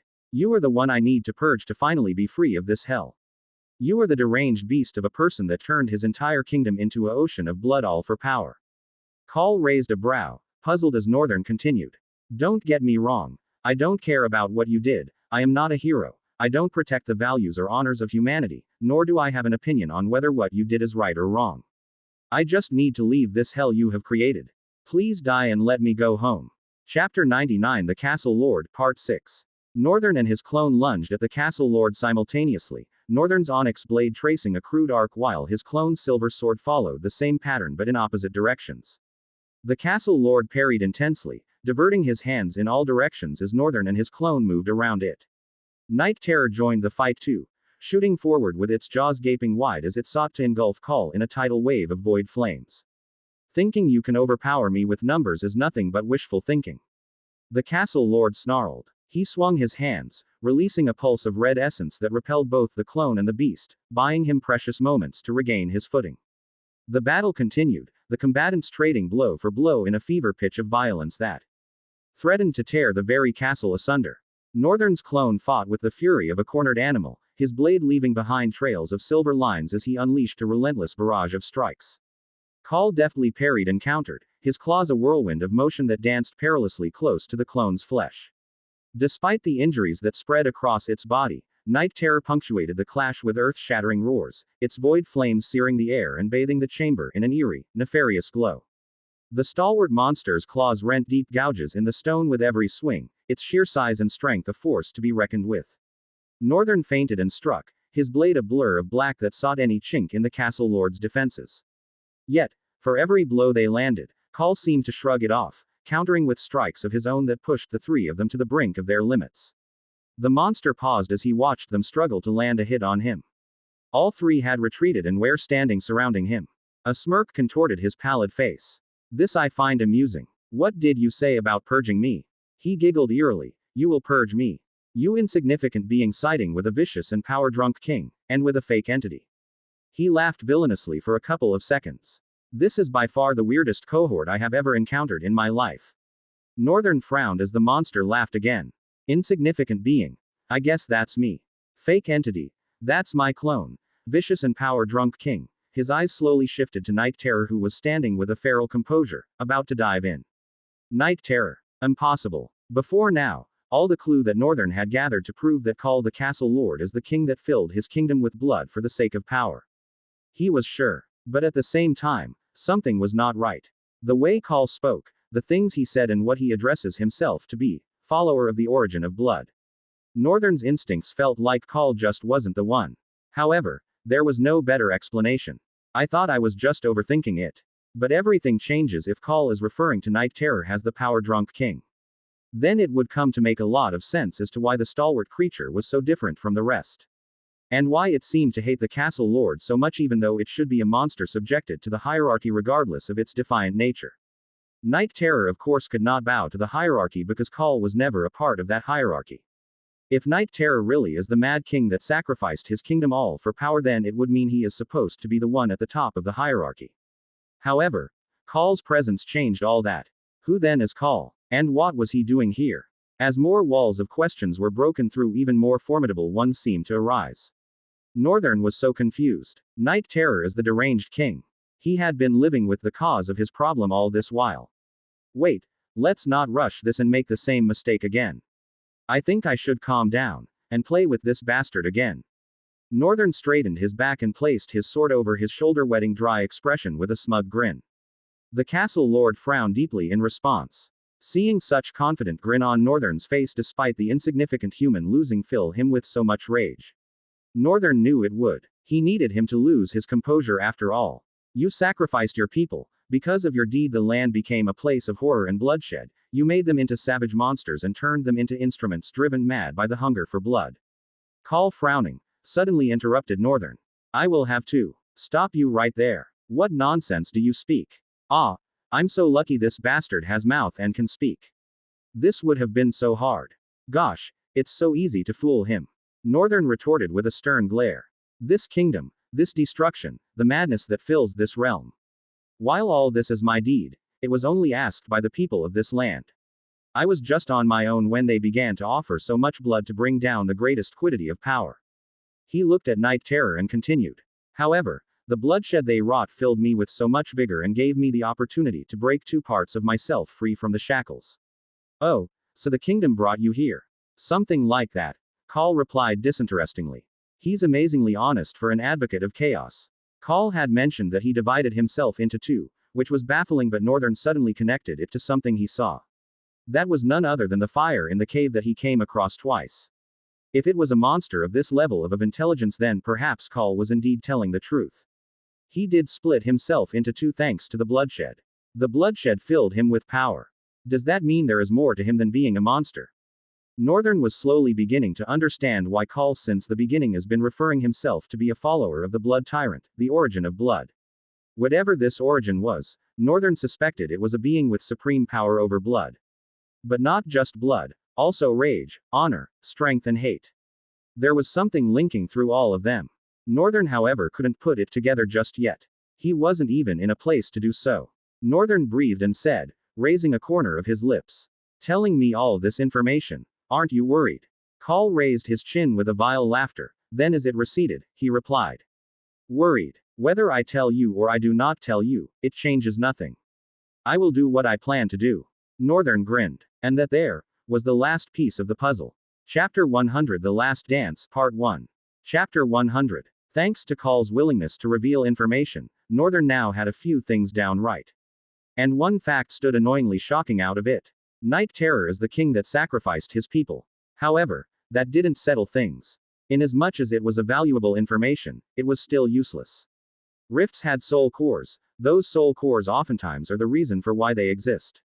Bringing together all the information offered by items, the patterns of monsters and clues gained from careful studying of the environment, an underlying tale is discovered. One that existed before the rift. That was what Northern felt this to be. At the core of this story is always a linchpin, and that linchpin should be his ultimate clue to finding the rift soul core. Northern stared at the Castle Lord for a couple of seconds, then glided his eyes to Night Terror. One was a king that destroyed his entire kingdom all in the name of power. The other is supposed to be a quiddity of power that was brought about by the sacrifice of thousands of lives. Undoubtedly, he is the guardian of the rift. Killing him should reveal the location of the rift soul core, which I suspect should be somewhere around that throne. From the little he had heard of rift, Their soul cores were usually concealed in important spaces and are revealed the moment the Guardian is defeated. But there was something bothering, which was why he needed to know. Northern sighed. I'm not dealing with one defiant but two. Call had a motive for appearing in this place. It could have been what made the rift so flexible and have something to do with the three different kind of monsters that they occasionally battled against. Northern had wondered for a long time where they came from. The rift they had encountered too. It wasn't a gateway, and clearly looked like a rift. So undoubtedly something was fishy. The only problem was that the more he thought about, the more confusing it got. And a heavy ache was beginning to slam his head. Damn it all. I just want to get out of this hell. Would turning a blind eye to all other mysteries be a good idea? Northern knew it probably wouldn't, but he wanted to be selfish. Quote. He needed to be selfish. Because I want to leave this place. Northern closed his eyes, he inhaled deeply and exhaled. Then the black blade in his hands disappeared.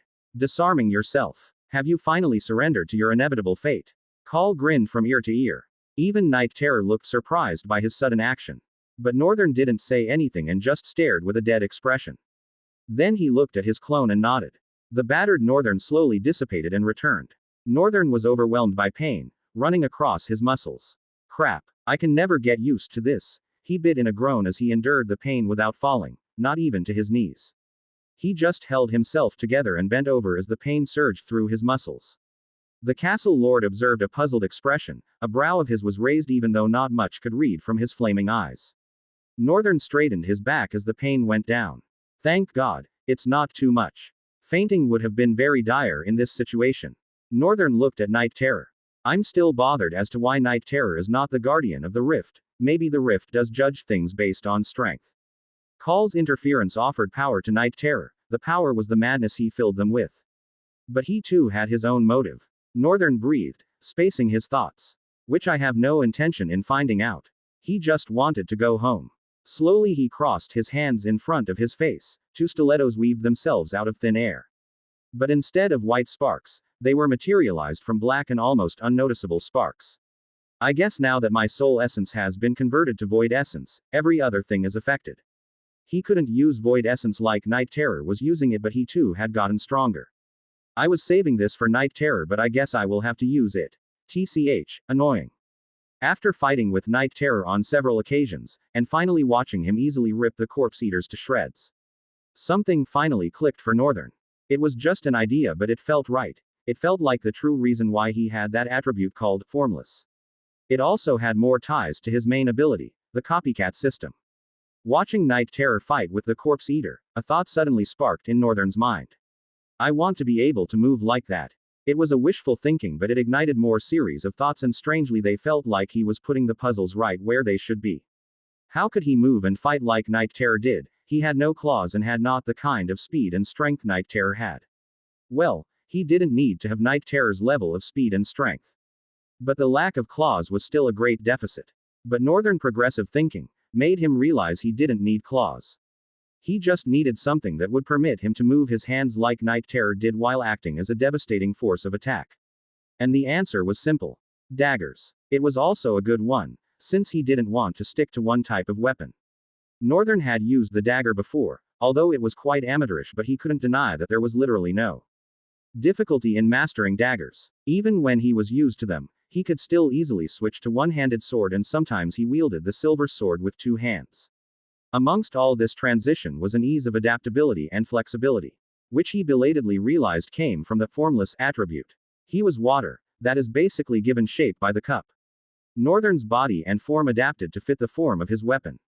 Although before now, it had all been happening without conscious effort and proper understanding. But now that he understood to a degree and had these eyes, things were bound to be different. Although I am still very pissed that I have to use it here. I thought this would have definitely helped me defeat Night Terror. Northern looked at Night Terror and smirked. Shall we give this deranged bastard a last dance? Chapter 101, The Last Dance, Part 2. The sound of steel reverberated throughout the chamber as Northern's black stiletto met Call's claws in a shower of sparks. His lithe form twisted and contorted, the death glare in his other hand tracing argent arcs as he sought and to rip to shred the castle lord's form. Definitely, your movements have gotten better, faster even. I'd be disappointed if you think this is what it will take to defeat me. Call growled with a provocative grin on his pallid face. The monster was no easy foe. He had perfect control of his mental state. Even though he seemed ultra pissed a few minutes ago, he now fought with Northern with the calmness of water and spared no opening in his defenses. His visage twisted into a rictus of malice as he parried Northern's strikes with contemptuous ease, his claws a crimson blur of motion that danced perilously close to the warrior's flesh. Night Terror's massive bulk hurtled through the air like a meteor of living shadow. Its jaws unhinged, stretching impossibly wide as a torrent of void flames erupted forth, bathing Call in a pandemonium of searing black flames. Bah! Futile efforts. The castle lord snarled in defiance, releasing a shockwave that repelled the infernal onslaught. His form flickered, and he reappeared behind Night Terror in a blur. His claws raked across the beast's hide and drew forth a gout of black ichor. Northern saw his opportunity and seized it, his daggers almost disappearing into the air as he launched himself into a furious spinning assault. But Call was faster, his claws lashing out and scoring deep gashes across Northern's chest and arms. Pain lanced through Northern's body, the searing agony threatening to overwhelm him. He stumbled, his footing faltering as crimson blossomed across his brown leather breastplate. He frowned viciously, biting on the pain and looked at Call. What? Feeling good? The monster grinned. He definitely was enjoying this. No, I'm not doing it yet. I am not emulating Night Terror at all. Of course, he wasn't expecting it to be a walk in the park. I have to be more conscious of my movement. It has to be deliberate. I have to keep my eyes on Night Terror. At the same time, he had to be on constant lookout for his opponent's attack. It was impossible, is what he would have said, but it was very much possible. He had a different eyes. I'm sure my visual prowess can keep up with observing Night Terror and the castle lord at the same time. Even though he said he was sure, it wasn't like he had tried it before. He just felt it should work. And because of that feeling of his, he was going to take the risk. How pitiful of me. I hate taking actions like this, but there's no better way to win this fight than to rely on this. If I can perfectly copy Night Terror's movement, then the castle lord would be fighting with 2 Hellion rank, not 1 Hellion rank and 1 walker. The notion was absurd, even to Northern, a mere walker replicating the prowess of a Hellion rank monster.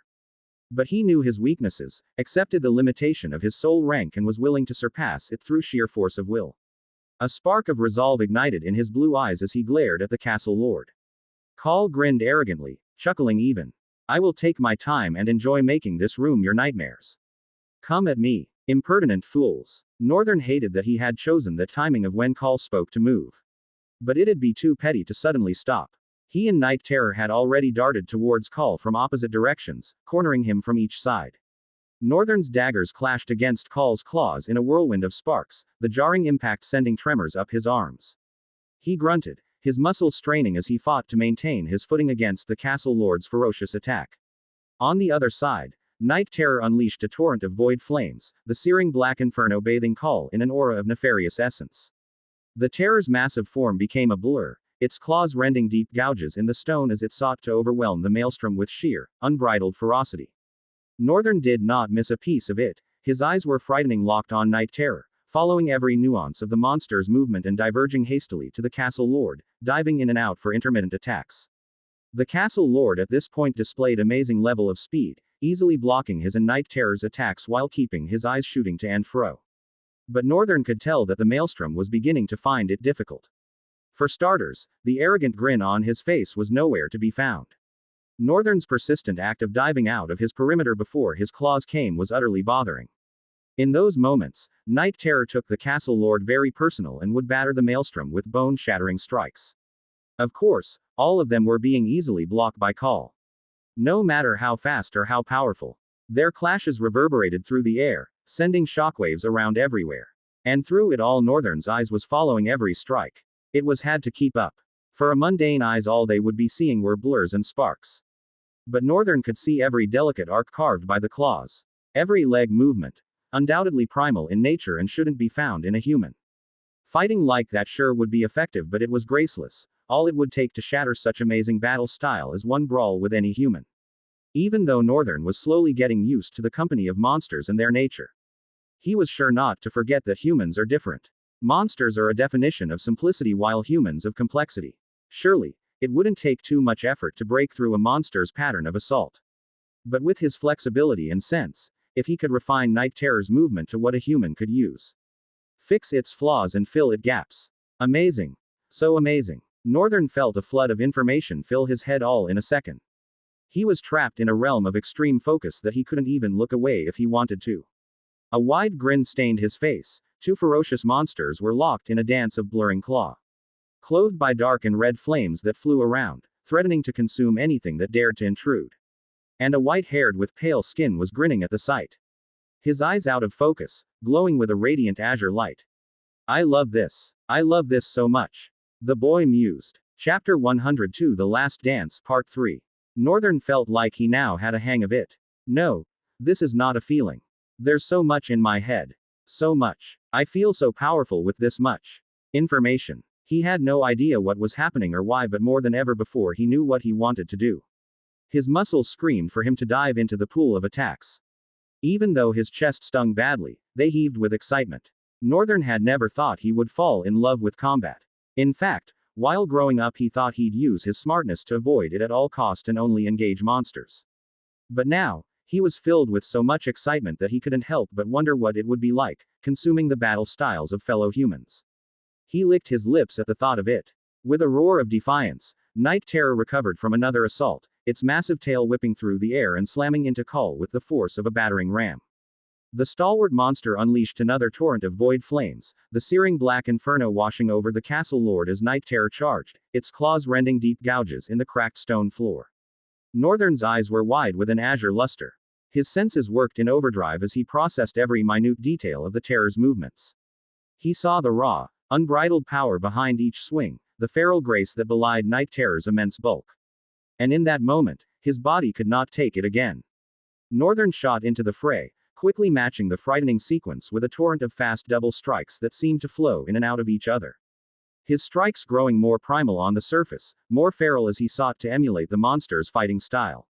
Northern's mind thought nothing, his eyes suspended in a realm of absolute focus. Not only did his strikes become troublesome for Call to deal with, Call's strikes were being parried easily with an out-of-focus look on Northern's face. Pearls of sweat formed on the maelstrom's pallid face. Something made his heart tremble, if he did have any. Cold tendrils crawled over his skin. What is this? Am I getting scared of this insignificant mortal? As that reality seared into his mind, Call's expression paled for a second, then a dark scowl broke out of it. With a defiant shout, Call unleashed a torrent of crimson lances that flew across all directions. Northern's eyes darted here, there, here and there, calculating the trajectories of all the lances headed his way in barely a fraction of a second. He shot forward, colliding with them and swinging his hands, his blades deflecting the deadly projectiles in a blur as he danced through the onslaught.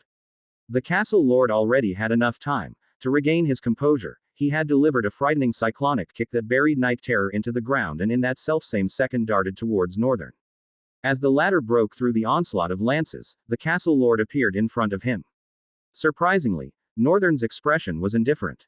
Even though the castle lord had just executed an amazing surprise. This mongrel. It's impossible that he predicted my attack. That was the only explanation for Northern's coolly composure.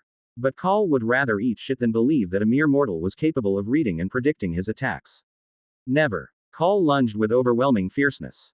Northern twisted aside, the razor-sharp claws grazing his cheek as he countered with a flurry of dagger strikes that forced Call back several steps backward. Call sneered at Northern for a second and shrugged off Northern's assault as if it were a mere nuisance. I seem to have underlooked your capabilities as a mongrel. I prioritized dealing with the greedy king over you. That's not honorable. And I apologize for that. He raised his chin. But make no mistake. You are, in the end, only a mongrel. Northern didn't know whether to get angry or be grateful. Call's words sounded sincere at the same time insultive. Northern quickly discarded what it could and focused on the monster in front of him. He was still in the zone and now more than ever was resonating with every part of his body and surrounding. He felt like a part of a much larger flow. Not trying to chart his course amidst it but instead letting the tides determine his path. He felt like a battle master. Night Terror recovered, fiercely sprawling to its feet. The stalwart monster let loose a bone-chilling roar that shook the very foundations of the castle. Its tail whipped through the air, slamming into Call and sending him crashing on one of the room pillars. Before falling, Call appeared behind Night Terror. The stalwart monster spun into the air, delicately curling its whole body in the air to evade the castle lord's razor-sharp claws. Northern's gaze locked onto the terror again. It was not like he had absorbed enough. I intend to devour every style you are capable of. Northern was sure. Night Terror would have been a very powerful warrior when he was a king. Northern dove in and fainted left, then spun with blinding speed. His blades trailed streaks of silver that narrowly missed Call's throat. The castle lord responded with a vicious counterattack, his claws raining down in a whirlwind of slashes that forced Northern to retreat. 1738. Not without a couple of deep gashes on his shoulder and face. His breathing was slowly becoming ragged. His face was battered, blood stains mixed with sweat here and there. He could even taste his own blood in his mouth. He exchanged the daggers and clenched tightly, then focused on the castle lord who was locked in another fray of assault with Night Terror. Taking a deep breath, Northern lunged forward. Now that he was already getting a hang of it, tangling up with them didn't seem like it'd be much of an issue. In fact, it provided him more ground to correctly mirror Night Terror, although it also had certain risks because he was very close to a deviant maelstrom. The battle grew tense as Northern joined, everything was happening so fast. The castle lord was locked in between the endless streams of attacks from both combatant, and didn't seem to flinch a bit. No expression of dread on its face. In fact, it was awfully calm as it deflected all of their attacks. But all routes for a counter were closed. Together, Northern and Night Terror wove a deadly symphony, their movements synchronized in a lethal dance. Northern danced and weaved crude strikes around the maelstrom. His footwork was a blur as he closed the distance, striking from every angle in a relentless barrage that complemented the terror's bestial fury. Blow after blow rained down upon Call, each strike more vicious than the last. The chamber shook with the force of their clash, the very air trembling with the weight of their conflict. Night Terror roared, its jaws gaping wide as it unleashed another torrent of void flames that engulfed the castle lord. Northern mirrored the terror's movements, his body coiling like a spring as he launched himself into a furious spinning assault, his stilettos tracing incandescent arcs that complemented the infernal onslaught. Seeing that their symphony was getting more and more fluid, a slight frown began to break out of the maelstrom's indifferent expression. With a powerful swing, he struck forward, impaling Night Terror with a shimmering red lance that belatedly appeared in its hands. The terror flew back like a rag doll, its massive figure smashing against the throne seat. Call didn't of course rest. The moment he struck the monster, he twirled, another red lance of energy appearing in his hands. He struck Northern, but the human had already seen it coming. Northern blocked the cross strike, crossing his own daggers upon each other. He could feel the recoil sear through his bones and muscle as he withstood Call's powerful attack. However, that moment, Northern's vision became blurry. Crap, I overdid it. Chapter 103, The Rift's Soul Core. Chapter 103. Northern failed to think about the aftermath. His visual prowess was undoubtedly a great one, but did it come without flaws? He figured it would certainly have one or two backlash, but he didn't just bother himself about it. Maybe he was too careless about the whole thing, or he was just too wrapped up in the moment that he lost himself. His vision blurred. Feeling his force on his lance reduce, Call didn't take any chance. He twirled the red lance and plunged it into Northern's stomach, raising him up with it. Northern coughed out a pallet of crimson. The visage of Call from his point of view was becoming 2, 3, 4. The blurriness in his eyes didn't seem to be going away anytime soon. A small wistful smile curled up Northern's lips. He dispelled his weapon and grabbed on the lance, suddenly letting out a guttural cry as it burned his palm, but he refused to let go. He probably wasn't expecting it to hurt that much or at all. Futile efforts. Mongrel. Futile efforts. With the last bit of his essence, Northern's clone appeared again, ducking and driving in a lightning-fast strike into Call's lower ribs. The castle lord let out a monstrous cry and smashed a bone-shattering kick onto the clone with a neck-break speed. The clone spewed across the distance, crashing in and out a pillar and disappearing back to where he came from. Then Call looked down at the dagger lodged into his side. The crude thing was subtly changing from black to red. He made attempt to remove it. Seeing that the maelstrom's focus had shifted, Northern lunged at him, his hand swinging a clean, graceful arc through the air. Call was sure there was no weapon in Northern's hand. Even if he did hide his weapon perfectly well, he wielded daggers. Northern's body was still suspended in air, impaled by the crimson lance. It was impossible for a dagger to reach him from that far, was what Call had probably thought. However, a silver sword materialized in Northern's hand and he powerfully swept the blade across Call's neck. A thin line appeared on the maelstrom's neck and slowly, blood began to seep out. Northern fell to the ground, grunting. He could barely breathe and his belly was continually bleeding. However, Call seemed to be in a worse condition. Yes, I managed to get the last kill. Northern was happy with himself. His vision was still bad, but he could see the maelstrom staggering backward, holding his head to his neck. He refused to die even though the line of his life had been cut. Northern was sure this was the end of the castle lord. However, something began to change about the maelstrom. The darkness that had retreated into its body began to slowly creep out back. Northern didn't know what was happening. His legs were sore, all his muscles were sore, and his vision was getting worse. But he could tell that this was not going to be good. I need to move. Northern shakily tried to push himself up, but it was to no avail. The dagger. I just need to take the dagger. He was growing weak even in his thoughts. His vision was getting darker. The darkness swirled around the castle lord while Northern watched, unable to do anything about it even though he wanted to so badly. This battle had finally come to an end. He had ended it with both his hands. He had brought victory at last. But what is this weakness? All that was keeping him from moving was fatigue. He made so much plan to preserve his stamina. And it was all gone. Even his void essence was depleted. He could not summon his clone. Then Northern belatedly tried to look beyond the maelstrom, toward the throne seat where Night Terror had smashed into. Before he could carry his eyes that far, vicious black talons plunged out of the maelstrom's belly, grasping within it a whitish round orb. Northern could only see it in blurs, but he didn't need to be told. Ah shit. That bastard stole my kill. Night Terror plunged out the core from the castle lord, causing him to stumble forward, closer to Northern, and fall. What a miracle. This close was enough for Northern to crawl forward. Even though he was utterly tired, he hauled his body and moved closer to the maelstrom-paled corpse with a gaping hole within it. Then he dislodged his red dagger. And immediately stabbed it on himself. Weapon ability. Blood Drinker has been effected. Slowly, the pain that stung all over his face, body, and stomach began to reduce. But in that while, Night Terror clasped a whitish core in within its claws, red eyes burning with malice as they looked at it. Then the monster drove its gaze to Northern, who was currently 1740. Struggling to pull himself up. Of course, it too probably understand that there was an inevitable battle between it and this human. Perhaps that was why it looked with a disturbing heartless glow in its eyes. Night Terror's hand moved and dropped the soul core into its mouth. Northern felt like he wanted to shout to stop it at the moment, but no voice came out.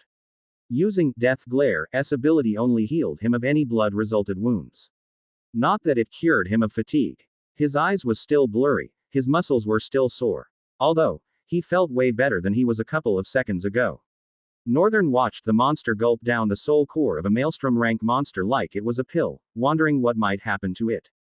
Night Terror was bound to be stronger. Both of them were in battered states. But now that it had taken Call's soul core, the differences have suddenly widened. I'm doomed. Either ways. There was nothing to do at this point.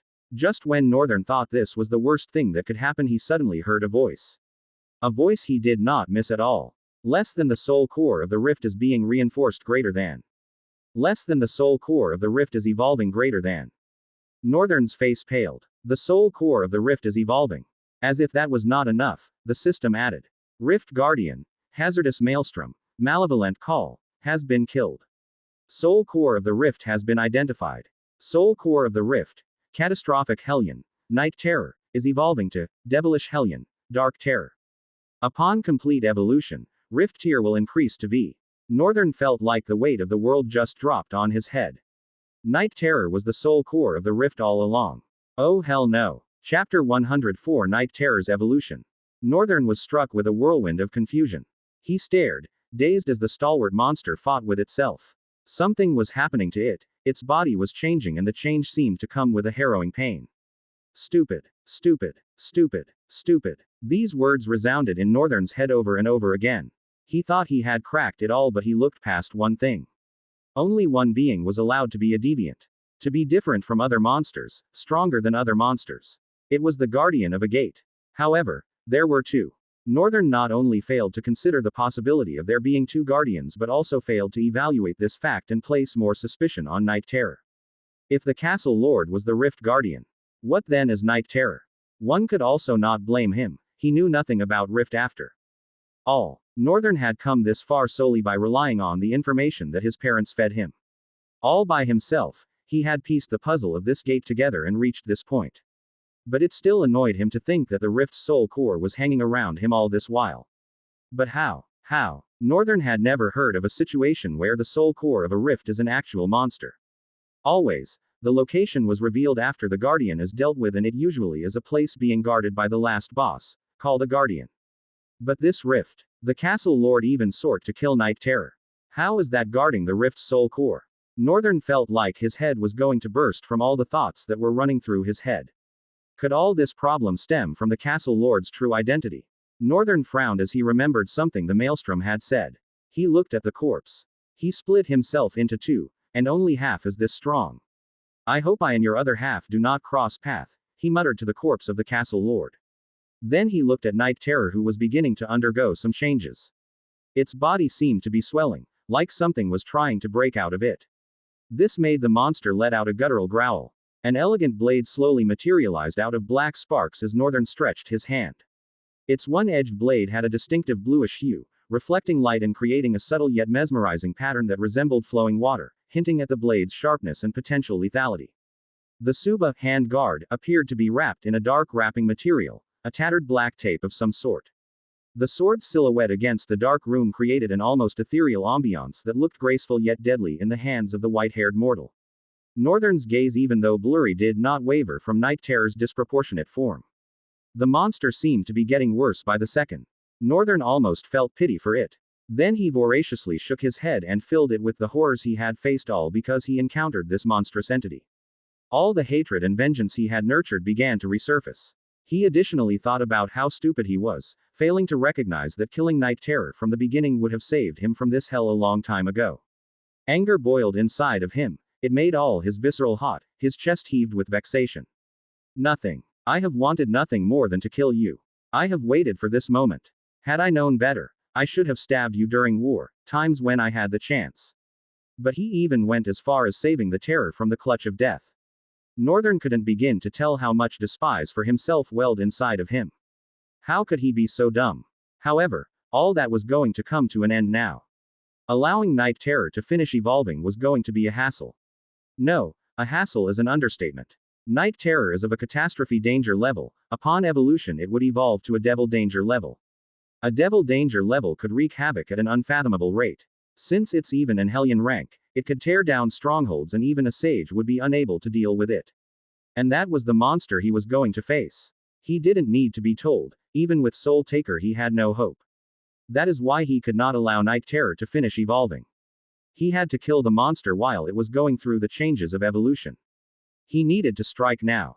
And with the Soul Taker, it should work. After all, the blade ignored /resistance. Northern's grip tightened around the hilt of the ethereal sword that had materialized in his grasp, his knuckles widening as a newfound determination surged through his veins. His battered body still bore the scars of his harrowing clash against Call, but in that moment, all pain and fatigue faded into insignificance. For he was consumed by vengeance and rage. Outside the rift, several tents of rags decorated the deserted plain that hosted the imposing rift. People in different kinds of armor, sleek and huge, walked to and fro in chatters. A massive tent plunged out of the circle of other tents, closer to the rift than others. Inside it, a couple of individuals sat on the ground, cross-legged and facing each other. So what is the next thing we do? We are not going to wait around till it shatters, are we? The green-haired boy asked politely with a smile. Every other person in the tent had the same concern. They didn't need to voice it out, it was evident on their faces. Bram's question was met with a grave silence. Everyone was facing the same dilemma. Obviously. In the decorum, Terrence suddenly flinched. She looked outside, her eyes trembling. At that same time, Annette also looked outside, her face contorted with a deep frown. Both their expressions had Gilbert so worried that he had to ask. What is wrong? The rift, its essence is suddenly rising. Annette sprawled to her and hastened out of the tent, having to lower her head. Every other person also had to bend as they ran out of the tent. All of them stopped in front of the skyscraping tear in space, staring with puzzled expressions. There were no visible changes in the rift appearance, but the two people who were marvelously adept at sensing soul essence stared at the rift with concerning expressions on their faces. Annette particularly looked pissed. She gritted her teeth and clenched her fist. If he is the one in there, how is he supposed to survive? Damn it. Terrence's voice came out, breaking the tension in the air. She looked at Gilbert. The rift is evolving. Again. All of them gasped. Well, Raven and a distinctive few were indifferent to the news. Even Bram was still smiling as usual. But there is also something else. Gilbert looked around Terence as she continued. She turned back to the rift. For some reason, its guardian is dead. The gateway is open, at least until the evolution process is complete. That's what I think. I couldn't sense that. She's incredible, Annette mused. Her expression came to life with a vibrant spark ignited in her fiery eye. What are we waiting for? Enter into the damn thing. She shouted. Chapter 105 Light at the end of the tunnel. Chapter 105. The monster's hide rippled and stretched, sickening cracks reverberating through the air as its bones began to reform, reshaping themselves to accommodate the monstrous growth. Thick, ropey tendrils of obsidian flesh burst forth from the creature's back, writhing and undulating like serpents as they extended outward, their tips splitting into wicked barbs that dripped with a viscous, tar-like ichor. Night Terror let out a guttural roar of agony, the sound reverberating through Northern's very soul as the monster's jaws unhinged, stretching impossibly wide to accommodate the growth of its fangs. Its claws elongated into wicked talons, each one easily as long as a grown man's arm, their razor-sharp edges glinting with a malevolent sheen. It was a sight ripped straight from the darkest of nightmares, a perverse mockery of nature's design that threatened to unhinge the very foundations of reality itself. It was already this much of a threat during its evolution, how much worse would it be should Night Terror become a devil? Unthinkable. It's unthinkable, Northern reasoned. Now, all that was left was for him to dive into action, but he was so weak that his legs were trembling even as he stood. For a moment, he thought the fatigue was gone because of the rage that consumed him. But it turned out he was wrong. This was not some supernatural story where the power of anger fueled his body with strength. The reality was that he was tired. However, there was still something possible. Northern just had to rely on adrenaline for a little while. As Night Terror let out another roar of agony that echoed through the ruined throne room, he shouted at himself. Move, goddammit. Northern launched himself forward, the ghostly blade trailing streaks of azure light as he closed the distance between himself and Night Terror. The Terror's baleful gaze snapped towards him, its eyes burning with a hatred so intense, so primal, that it seemed to scorch the very air around them. Night Terror, even in his nightmarish state, unleashed a torrent of black flames towards Northern. His vision was blurry but his senses were still as sharp as the edge of a blade. All eyes was still powerfully working even though his vision was strained. Northern swung the ghostly blade forward, cutting through the flames like paper. He coiled his body like a spring and projected himself into fast assault, the Soul Taker weaving sharp cuts through the inferno. The searing heat of the flames distorted his sense of perception here and there, but Northern was steeled with a frightening determination to survive. This was not going to be his own last battle. He fought on, each strike more desperate than the last as he battered against Night Terror's evolving form. The beast's tendrils lashed out, barbed tips leaving shallow ragged lacerations on Northern's body as he narrowly evaded their lethal embrace. He grunted in pain, his legs buckling momentarily before he regained his footing, his blade trailing streaks of ghostly light as he pressed the attack. As he pushed forth an opening, looking to stab through the center of the monster's uneven form, Night Terror's enlarged tail lashed through and slammed into Northern like a tidal wave. The battered warrior was sent hurtling across the chamber, his body crashing through the remnants of one of the towering pillars that lined the throne room. Shards of stone rained down upon him, but Northern refused to be cowed. He dug his way out and rose to his feet with gritting teeth and blurry vision. Blood streamed down his forehead and brows, making his already ruined vision worse. But it was still amazing how he could just tell. More like every fiber of his body knew where to turn to as another torrent if black flames surged towards him. Northern jerked his entire body to the side, stepping away from the path of the flames. But in that moment, a grotesque, uneven figure appeared behind him. One of his eyes was closed because of the blood, so there was no way to know. The monster had managed to appear at his blind side. Night Terror's talons tore through his chest as he twisted his body to block, carving deep grooves in his skin and eliciting fresh spurts of blood. Northern cried out in agony, his steps faltering as the world seemed to tilt on its axis. Shit. Is this the end? Everything seemed to be fading. The world entered a zone of ultra-silence. He almost couldn't even hear his own voice. Had he really failed? I can't die. I don't want to die. Northern's mind was tugged heavily with that single thought. And it resounded over and over again as Northern was slowly losing control of his senses. Finally, the loud sound in his head ignited a spark of resolution that quickly turned into a wellspring and overwhelmed him completely, reminding him of his terrific fear for death and oblivion. He had tasted it before, and he hated it. I still have a lot to do in this world. Hell, in no way I'm dying yet. Northern let out viciously. Northern shot his eyes open forcibly. The strain immediately threatened to rid him of his vision, but he dove out of Night Terror's range and readying his sword to dive back in. But was sent flying away like a ragdoll by a tremendous explosion of force that surrounded the evolving terror. In that moment, however, a new world was unveiled before his eyes. As Northern tumbled through the ground and tried to stand, his eyes radiated with a heavenly blue glow, shimmering brighter than before. It was like the beauty of the sea captured into the cornerless borders of his eyeballs. You have unlocked Ul'Tra-el, Eyes of the Unseeing. More information. Eyes of the Unseeing is the ability imbued in all eyes that makes it to transcend the common sight and peer into the ethereal strings that are shrouded by the cloak of reality. With this eyes perceiving weakness, is just a start of what you can do.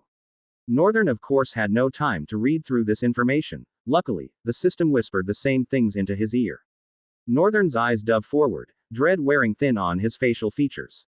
As if the universe suddenly was working against him, as if it just wanted him dead at all cost. Night Terror's evolution finally came to a successful end. Chapter 106. Northern prevailed. However, Northern's eyes widened a second later. They were now clearer after the system's voice announced his splendid progress. Which was why he clearly saw it. A fleeting weakness, a momentary lapse in the beast's defenses as its body contorted and reshaped itself. Northern didn't hesitate. With a shout that echoed through the halls, he launched himself forward, the Soul Taker trailing streaks of azure light as he closed the distance. Night Terror's formative tendrils were currently folding within, carving the finishing path of a second body and molding out what looked like a second pair of arms. Northern suddenly became fast. Not only was he able to see so clearly, but the blue world of endless strings made it so easy for him to walk through.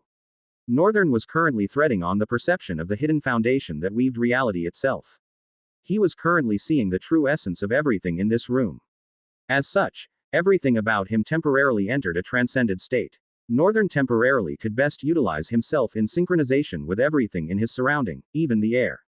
He zapped across the distance, leaving trails of blue streaks as his form reached the stalwart Dark Terror. Just as its form completed its new shape, the ghostly blade found its mark, burying itself deep within Night Terror's chest with a sickening crunch. Northern could hear Ul's voice as he impaled the monster. Less than evolution complete greater than. Less than Rift has evolved to tier 5 greater than. And his system. Evolution complete. Catastrophic Hellion. Night Terror has evolved to Devilish Hellion, Dark Terror. The terror let out a deafening bellow of agony, its massive form convulsing violently as the Soul Takers dug deep into its core. For the briefest of moments, the world seemed to hold its breath as the monster's movement slowed. The fine blade became pitch black as it completely sucked out all of Night Terror's void essence. The monster's body slowly withered and crumbled to its feet. Then a voice resounded in Northern's ears. A voice that filled him with so much joy even though his vision suddenly became pitch black and he collapsed to the ground unable to move an inch of his body. Congratulations. You have killed Devilish Hellion, Dark Terror. Finally. Northern rejoiced in his mind. Even the system sounded happy to give this announcement. You have gained an heroic rank item. You have gained +1/2 talent fragments. You have reached 1000 talent fragments. Your soul is evolving. You have absorbed a vestige of the Chaos Prince. You have gained 3 new attributes. You have destroyed the Rift's soul core. Rift have been swallowed by limitless void. The area of limitless void has grown. So much. There was so much information the system wanted to pass, but Northern's consciousness was slowly giving out.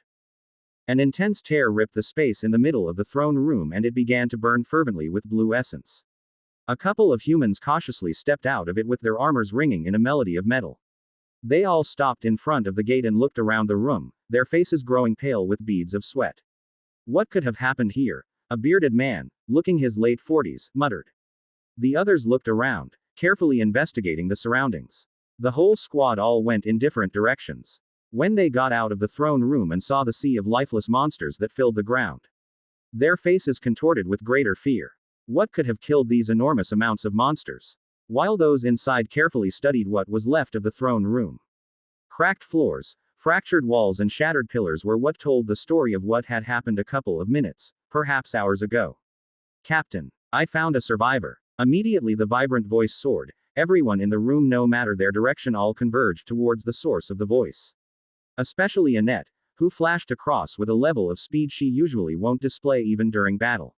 I think he's breathing, the boy said to her as she appeared next to him. Even he was surprised by how fast she had arrived. But he brushed it off. This was a dire situation for everyone. He looked at the body of the boy laying on the ground in the puddle of its own blood with crude lacerations decorating its frame. Do you think he could have single-handedly caused all this? The boy's words froze as he saw the expression on Annette's face. He had known her for over 6 months. She was a very fearsome warrior and had proved herself in battles. She was well respected despite having a very rude character. No one would dare to defy or challenge her. And he'd swear he knew her to be a cold-hearted lady, one that never changes her facial expression, regardless of what happens. Her cold glare always remained the same. However, right now, Gilbert and the others surrounded the two of them. Immediately, a frown etched upon the man's face. The confused boy looked at Annette and looked at the headmaster. Definitely, he wasn't the only one in this situation. All of them probably felt the same mixture of emotions as they watched Annette crumble to her knees and pick up the boy shouting, "Bram, where is your shitty ass?" Smiling, the green-haired boy gently walked out of the crowd. "Master Anne, you don't need to shout before I can hear you," he chimed to her with a small smile. Every other time, she probably would have picked a fight with him and tried to beat him up, but she didn't seem to be up for that today. "Heal him," she commanded. Bram slowly opened his eyes and looked at the headmaster. Gilbert nodded for him to go ahead. He looked at Annette and then looked at the boy in her arms, studying the wounds on his body. "I don't understand how he is even breathing with this much wound on his body. He's practically a living corpse. You think I give a damn? Heal the damn thing. Every last piece of wound on his body." Yay, but we'll need to step out of the realm first," he responded and shrugged her away, retreating towards the rift. As he did, Raven frowned and looked around. Gilbert also sighed. Then he announced it to the rest who hadn't noticed. "The rift is closing. Grab anything useful and let's get out of this place." He cast a long gaze on Annette's back as she walked forward, carrying the sole survivor of this rift in her arms. "Grandmaster Ruffsburg, I don't know why, but I feel your nemesis has just been born." A smile curled his lips as he mumbled to himself. Chapter 107 The Strange Stranger. "This is crazy. I don't understand how he is even alive," Bram said with a puzzled frown straining his face. After bringing Northern out of the rift, he began examining him under the persistent command of Annette. He didn't know who this young man could have been to have the cold-hearted drunkard change so much. For the few minutes that Northern had been brought in, Annette had spoken more than she had in the past 6 months. The identity of this person bothered not only him but almost every member of the cohort. He was the sole survivor of the rift that was growing. There was so many questions he needed to answer. Questions like, how long had he been in the rift? Who killed those monsters they saw in the castle? And who is he? Is he even a student like them? Letting out a sigh, Bram brushed away all the thoughts and decided to do what he was asked. Bram was not particularly a healer, nor did he have a healing-based talent. It was just a talent ability he received after reaching the nomad rank a few months ago. Of course, unlike Northern, Bram was from a noble family. The son of a count who was a well-respected diplomat in the nation of Pyreldoria. As such, he was provided with more than enough resources for growth. Despite how promising his talent was, Bram had failed the academy entrance exam for reasons he would not tell anyone, but was later rescouted by the former principal. Even before being scouted, he had been into rifts 3 times. He was already on the verge of entering the nomad rank.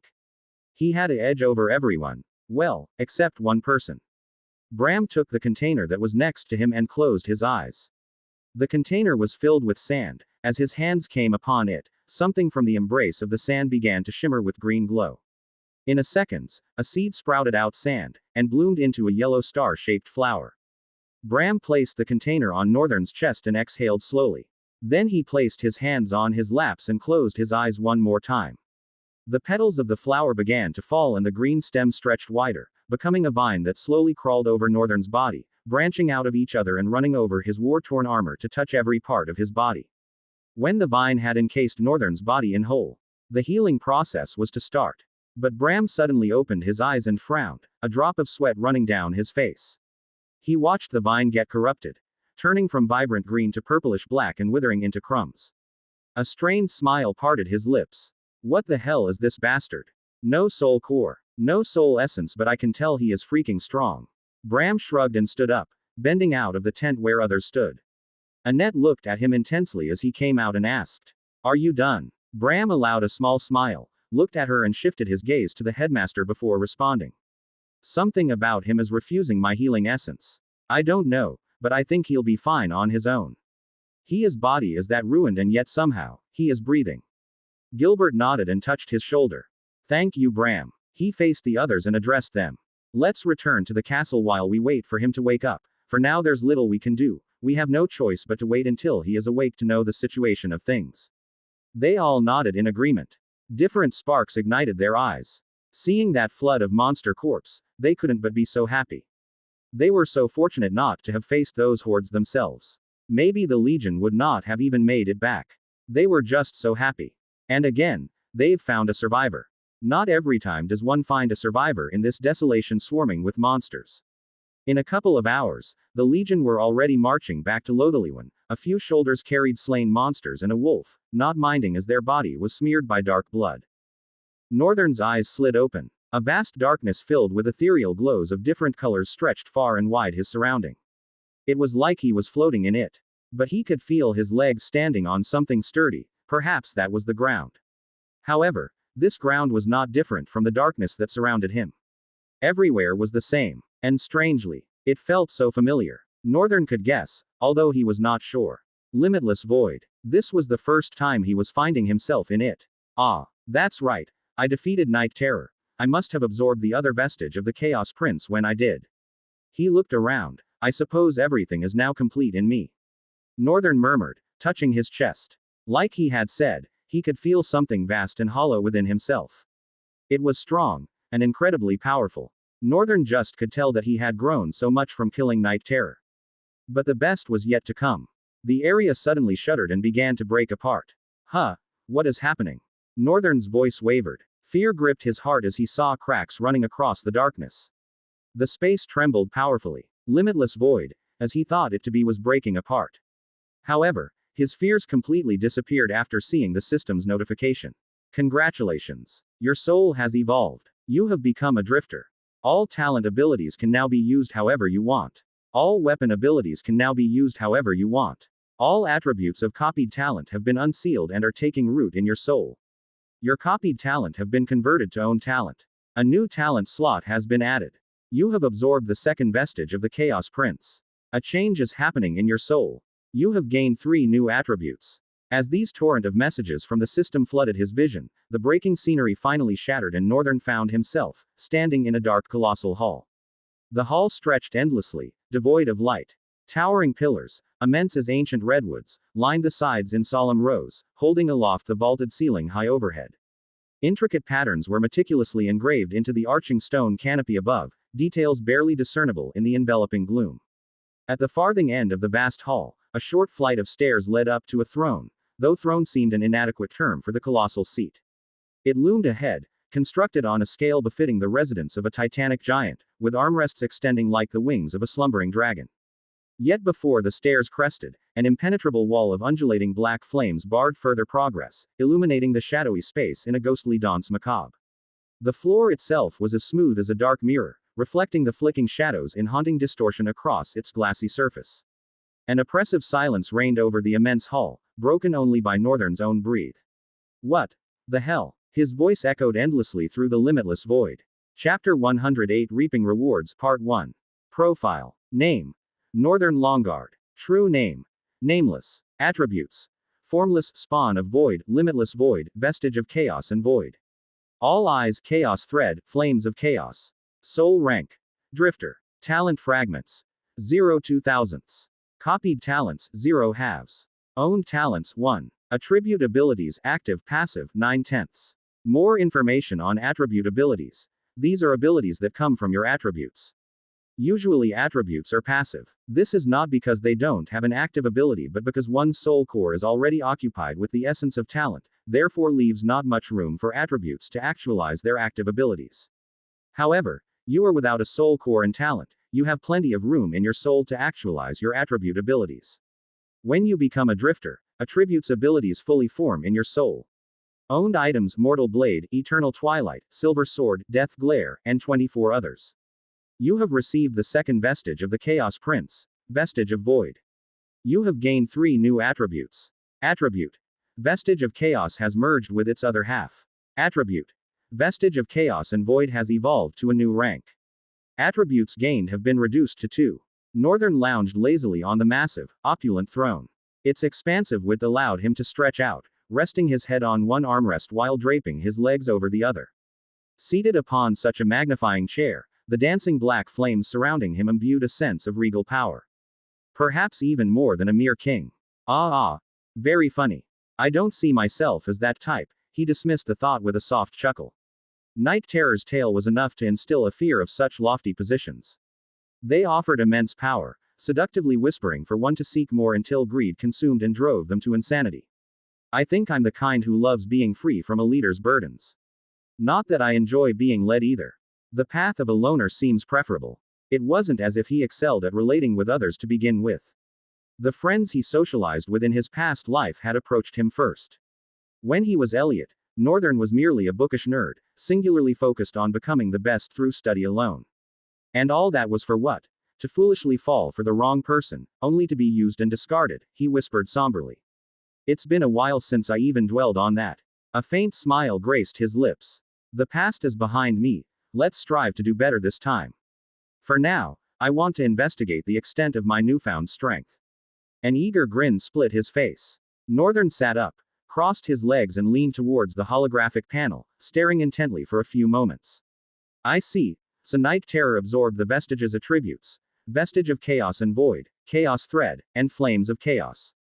He studied the information intensely. Attributes. Name. Flames of chaos. Rank. Divine. Description. An ever-burning flame resides within your soul, capable of searing away inconsistencies and irregularities. Due to these ceaseless flames, your soul can never be harmed or consumed. Passive abilities. Soul damage resistance, mind attack resistance. Active abilities. Black flame, flame lance. A torrent of joy flooded Northern's being as he absorbed the words. He had gained resistance against the 2 threats that vexed him most, soul damage and mental attacks. Damn. This is getting exciting. Those vulnerabilities were now eliminated from the equation. Damn Night Terror, so this is why you were so arduous to kill. Northern mused. Despite using Soul Taker, the stalwart monster persevered for an unexpectedly prolonged period. Even at the end, attacking its soul proved ineffective in delivering a deathblow. Initially, Northern assumed this was because he was a walker. But now, he considered the possibility that its resistance to soul assaults played a pivotal role. After all, he needn't actively engage the skill, nor meet prerequisites as with Mortal Blade. It's amazing. Truly amazing. He smiled contentedly, continuing his study. Name. Chaos Thread. Rank. Mystic. Description. The indestructible strings of chaos itself hold your body together, ever vigilant to restitch torn flesh and tissue. This part was devoid of passive or active abilities akin to flames of chaos, and Northern could surmise the reason. Since it's an attribute with only one passive ability, the description covers all that needs conveying. He paused, silent contemplation reigning for a few heartbeats. So, does that mean this is the healing ability I've yearned desperately for? As the realization belatedly settled in, his laughter echoed through the hollow hall. Ah, yes. Finally. He eagerly went on to the next panel. Name. Vestige of chaos and void. Rank. Abysmal. Description. The Chaos Prince began to dive into he discovered, and not much, he. Northern's brow arched inquisitively as he stared at the fragmented description. What's with this garbled passage? Why is it so incoherent? He scrutinized it fruitlessly for several moments before accepting its immutable state and proceeding. At least it lists passive and active abilities. Passive abilities. Void chaos. Active abilities. Void chaos. Quite confusing. With a puzzled expression, Northern commanded the system to reveal further details. A new panel materialized, displaying name. Void. Type. Passive. Description. Void consumes the souls of entities you slay. Name. Chaos. Type. Passive. Description. Chaos is the flow of all existential forces, tamed and untamed alike. You can perceive this chaotic flow. Name. Void. Type. Active. Description. You can choose to materialize the soul of any entity you have slain. Doing so bestows you with that soul's abilities. Name. Chaos. Type. Active. Description. You can disrupt the chaotic flow sustaining any existential being's force.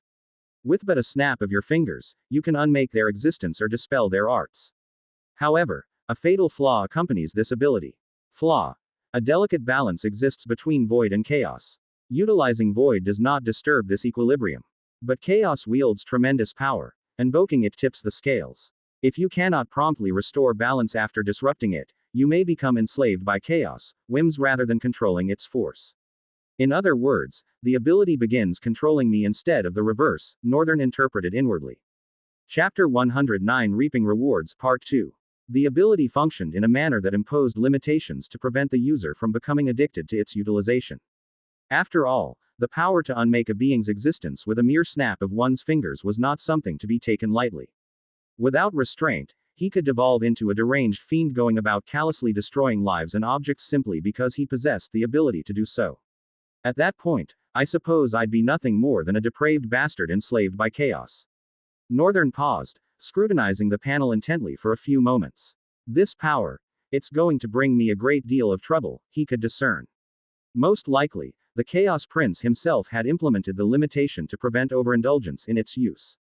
If this Chaos Prince indeed wielded such an ability, then it's no surprise he could destroy a sun. However, it also prompted Northern to question why the prince never retaliated and instead allowed himself to be shackled by the 7 maidens, embarking on a forced pilgrimage to his demise. Is he even dead? Northern pondered. That was merely the mural's culmination. It may not have been the finale of his chronicle. He sensed he was simultaneously right and wrong. The reason being, within the statue's eyes resided those orbs, the vestige of the Chaos Prince. Most likely, he either left something behind at that juncture or perished there. It remained a mere speculation. There was no certainty to be had. Honestly, this is such a hassle. I wish I don't continually encounter these occurrences. As much as Northern wished it so, if he was truthful with himself, he could sense he was destined to cross paths with remnants of the Chaos Prince again. Although, he couldn't quite articulate how he knew. Perhaps fate. Shaking his head vigorously, he dismissed the notion. Stop overthinking it. Let's just revel in the present. Fact was, Northern was now mightier than he had ever been, stronger than most drifters had ever become at this rank. It would be no understatement to declare him the most formidable drifter in the entire realm of Ul'Tra-el. And most likely, even Ul remained oblivious to it. Otherwise, she would have tried her utmost to diminish my capabilities. An uncharacteristic surge of brash confidence permeated his being. Is this the composure power bestows? Northern mused inwardly, a faint smile playing across his lips. And he hadn't even finished reaping the full extent of his rewards yet. This newfound might stemmed solely from the Chaos Prince's vestige, yet he was already this formidable. In fact, I still need to examine my other attributes and uncover what active abilities they grant. Now that I'm a drifter, they should all be revealed, right? Including the attribute from the talent I copied. A series of new dark blue panels materialized before Northern's eyes. Name. Formless. Rank. Fated. Description. A demon of development, flexibility, and adaptability. These attributes enable you to adapt effortlessly to anything, natural phenomena, states of being, mentality, or physicality. You can become anything while applying unparalleled flexibility to reshape yourself. Your formlessness absorbs others' forms into its own. Passive ability. Demon of change. Active ability. Demon of emulation. Name. Demon of change. Type. Passive. Description. You are a monstrous, formless being, a demon that will not cease growing. Name. Demon of emulation. Type. Active. Description. You can emulate anything as long as you can perceive its true essence. Northern nearly fainted upon reading the last part of that description. This ability would ordinarily pose no issue, as perceiving a true essence is an impossibility for anyone. He had heard his mother speak of it once. That everything possessed a true essence. For humans it was their soul core. The same applied to monsters and abilities, martial and spell arts, even nature itself. The reasons behind our actions embody the most rudimentary and comprehensible manifestations of true essence. Why do we cough? Why do we speak the way we do? Why is someone limping? Why does one prefer fighting with their right hand over the left? Those explanations represent the most mundane interpretations of what a true essence entails. However, to truly perceive it required seeing with one's eyes. Yet it was ostensibly impossible to visually discern those truths, they merely governed the boundaries of common sense. Sadly, common sense became useless in this case, because, mere days or moments ago, Northern had unlocked an integral aspect of his eyes. Ul'Tra-el. Eyes of the unseeing. More information. Eyes of the Unseeing is the ability imbued within all eyes that transcends common sight to peer into the ethereal strings shrouded by reality's cloak. With these eyes, perceiving weakness and discerning the true essence of something is just the beginning of what you can accomplish. Northern covered his face as his shoulders began to tremble, peering into the ethereal strands veiled by reality's shroud. Perceiving weaknesses, discerning the true essence. What other explanation did he need to offer himself? At this point, he felt an urge to jump and shout in jubilation. I'm certain Ul bestowed this ability upon me of her own volition, or perhaps I received it due to perfect body. Either way, I don't care. This may very well be my most potent ability. If it was indeed Ul who granted him this trait, then even she was unaware of the grave mistake she had made. This was an ability meant to be a failure. From conversing like a human to walking like them, fighting like them, effortlessly copying spell arts and martial techniques. Northern had just become overwhelmingly overpowered. I wonder what other surprises await me, hee. Northern licked his lips eagerly as he continued examining the panels. Name. All eyes. Rank. Divine. Description. An extremely rare genetic trait appearing once every 10 generations. As of now, not much is known about your esoteric blue eyes. Passive ability. Eternal gaze, perfect body. Active ability. Ul'Tra-el. Eyes of the Unseeing. Indeed. I remembered correctly. Northern carved a sly smile as he verified it matched his recollection. Then he scrutinized the next panel. Name. Spawn of Void. Rank. Mystic. Description. You are a spawn of Void, enabling you to detect and manipulate Void essence to an immense degree. Active ability. Void Force. Name. Void Force. Type. Active. Description. You can materialize an invisible defensive field around yourself using Void essence. This field renders all attacks useless. Name. Limitless Void. Rank. Mystic. Description. Limitless Void is a metaphysical realm existing within your soul. Active ability. Limitless Void. Name. Limitless Void. Type. Active. Description. Within your soul dwells a metaphysical world. You can store items and individuals in this realm. Furthermore, you can manifest this world to temporarily or permanently occupy a plane of reality. Additional information. Souls consumed by Void come to reside in this world. You can summon them by uttering their names. Currently, 2 souls inhabit the Void. Call. Altar. Dark Terror. Chapter 110 Reaping Rewards Part 3. Yikes. An overwhelming torrent of information and excitement inundated Northern's mind. So much to process, so much cause for exhilaration. He could potentially become either of those 2 beings. Northern yearned to summon them immediately, but not yet. He was not finished exploring the full breadth of his newfound rewards. Let's unveil the main course. This, after all, was the catalyst for his arduous journey thus far. The reason he had so fervently anticipated his evolution. Northern's gaze returned to the largest panel floating prominently amidst the smaller ones. Profile. Name. Northern Longguard. True name. Nameless. Attributes. Formless, spawn of Void, limitless Void, vestige of chaos and Void, all eyes, chaos thread, flames of chaos. Soul rank.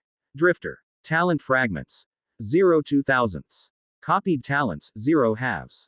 Owned talents, 1. Attribute abilities, active, passive, 9/10ths. Owned items, Mortal Blade, Eternal Twilight, Silver Sword, Death Glare, and 24 others. As Northern focused on a particular set of letters, a satisfied grin reformed across his features. Finally, it's gone. He had grown immensely weary of seeing Walker listed there. Now, all that remains is ranking up, he speculated, shifting his scrutiny to the next line. The talent fragments have increased to 2000, he commented. And I have 2 free slots for copied talents. There's also a new entry. Owned talent. Northern frowned pensively for a moment. I thought I would merely gain 1 additional slot, but 2 more is incredible, and I'm guessing my former copied talent transitioned to owned. To confirm, Northern clicked on the Owned Talents prompt. Immediately, a new panel materialized over it. Owned Talent 1. Talent. Singularity. Class. S. Talent True. Name. Me, myself and I. Description. I am the only one. It is me, myself and I. All others strengthen me. Talent Ability. Soul Clone. Attributes. All the same. You can now view the information of attributes from copied talents. Talent Progression. 0 1000ths. Additional information. All copied talents upon soul evolution are integrated into your soul and become owned talents. Northern's eyes widened, sparkling with azure stars. Oi. You're telling me if I reach my next rank, I'll have 3 owned talents and 3 slots for copied talents. Then the rank after that, I'd possess 6 owned talents and 4 copied talent slots. This is massive. He washed his face with his palms, closing his eyes tightly before slowly peeking through parted fingers to reconfirm. Maybe I'm dreaming. Yet the same information remained, immutable. The same strings of letters, the same staggering rewards. All this, and I had to become a drifter to receive it. His true strength had been obscured by the limitations of being a mere walker. Being a walker was akin to existing in a larval state. Now, he had experienced a complete metamorphosis, unveiling the unbelievable potential to become the world's mightiest entity. I may already be powerful enough with these attributes from the vestige of the Chaos Prince, but coupled with this. Northern trailed off briefly. He was not finished. Not yet. 2 matters remained to inspect. Northern gulped audibly. At this rate, he was growing overwhelmed by the onslaught of revelations. I'd welcome something mundane for a change. Talent attribute. Name. All the same. Rank. Unique. Description. We are all the same. This attribute allows you to maintain equal power with all clones. Upon evolution, it now permits endless creation of clones sharing the same prowess. Active ability. Create clone. Additional information. Attribute abilities should not manifest. However, since you lack a core, it has been actualized. The attribute ability exists to preserve the talent's true nature. This is quite baffling. I made a wrong decision, that is. Northern realized he had erred in choosing a singular clone over an endless quantity. But unable to discern the attribute's information at the time, he naturally assumed greater numbers would diminish individual quality. It seems I was mistaken. However, this attribute rectifies that oversight. Northern exhaled slowly. Does this imply talent attributes exist to uphold talent's inherent natures? Currently lacking an answer, the question gnawed at him. What role did attributes play in relation to talents and soul cores? And also, are soul cores a limitation? Because no core formed within his soul, Northern became a defective existence, devoid of talent. Yet in exchange, he could actively wield the abilities of his attributes. At this juncture, Northern began viewing the soul core as a constraint rather than a source of power for drifters. He sighed heavily and turned his focus to the final entry. This was the last of his rewards, the one he would not forget. I gained an item after slaying Night Terror. I can't wait to discover what it is. Northern grinned eagerly as he summoned the item's details. Item. Name. Night Terror. Type. Armor. Rank. Heroic. Order. IV. Description. A king driven mad by avarice for power became an entity of destruction. He met a human and they shared an adventure together. Upon his demise, he bequeathed his body as a metallic vessel to serve and safeguard his human companion. Northern nearly retched upon reading that description. He glared down at the diligently floating panel, leaning forward as outrage spilled forth. What is this? Friend. Adventure. Who went adventuring with whom? What about the part where he tried to kill me, you damn system? Twice. That monster attempted to murder me twice. Pulling back, Northern folded his arms indignantly. Nonsense. Pure nonsense. You must be joking with me. Who knew the system also possessed an amazing sense of humor? Despite Northern's tantrum, no new panel manifested. The remaining information patiently awaited his perusal. Of course, the system had never behaved as a freely communicative entity since their first encounter. It only responded based on his commands or when specific requirements were met. Northern knew better than to anticipate a reply. Instead, he studied the rest of the details intently. Weapon abilities. Stalwart, induce fear, Night Terror, eyes of a terror. Stalwart. This armor is practically indestructible. Any weapon of lower rank cannot pierce through. Induce fear. When donning this armor, a crippling fear is induced in those around you. The far weaker may lose consciousness due to extreme fear. Night Terror. This armor's true might manifests at night or in darkness. Your presence becomes undetectable, a terror of utter darkness weaving through the shadows as you reap blood and break necks. Eyes of a terror. This armor possesses 4 eyes, 2 for you, 2 for itself. In extreme situations, the armor can perceive unperceivable attacks and reflexively take momentary control of your body to react. The last one. The notion of something else controlling him, even the armor now under his ownership, kindled skepticism within Northern. Night Terror was the catalyst for so much of his suffering, that indomitable monster marking both the beginning and bitter end. Having its armor seize control of his body, even fleetingly, felt traumatic. Suddenly, Northern's features settled into a pensive frown. Come now. You are not a child. Night Terror is deceased. This is an incredible armor. He paused, glancing around furtively before dipping his head slightly. Thank you, Night Terror, for the gift. It felt extraordinarily bizarre yet somehow appropriate. Since the monster's soul resides here, who knows what ill could befall me if I remained ungrateful after receiving such a memento. Northern smiled wanly and dismissed all the panels. Now, let's see how this armor looks.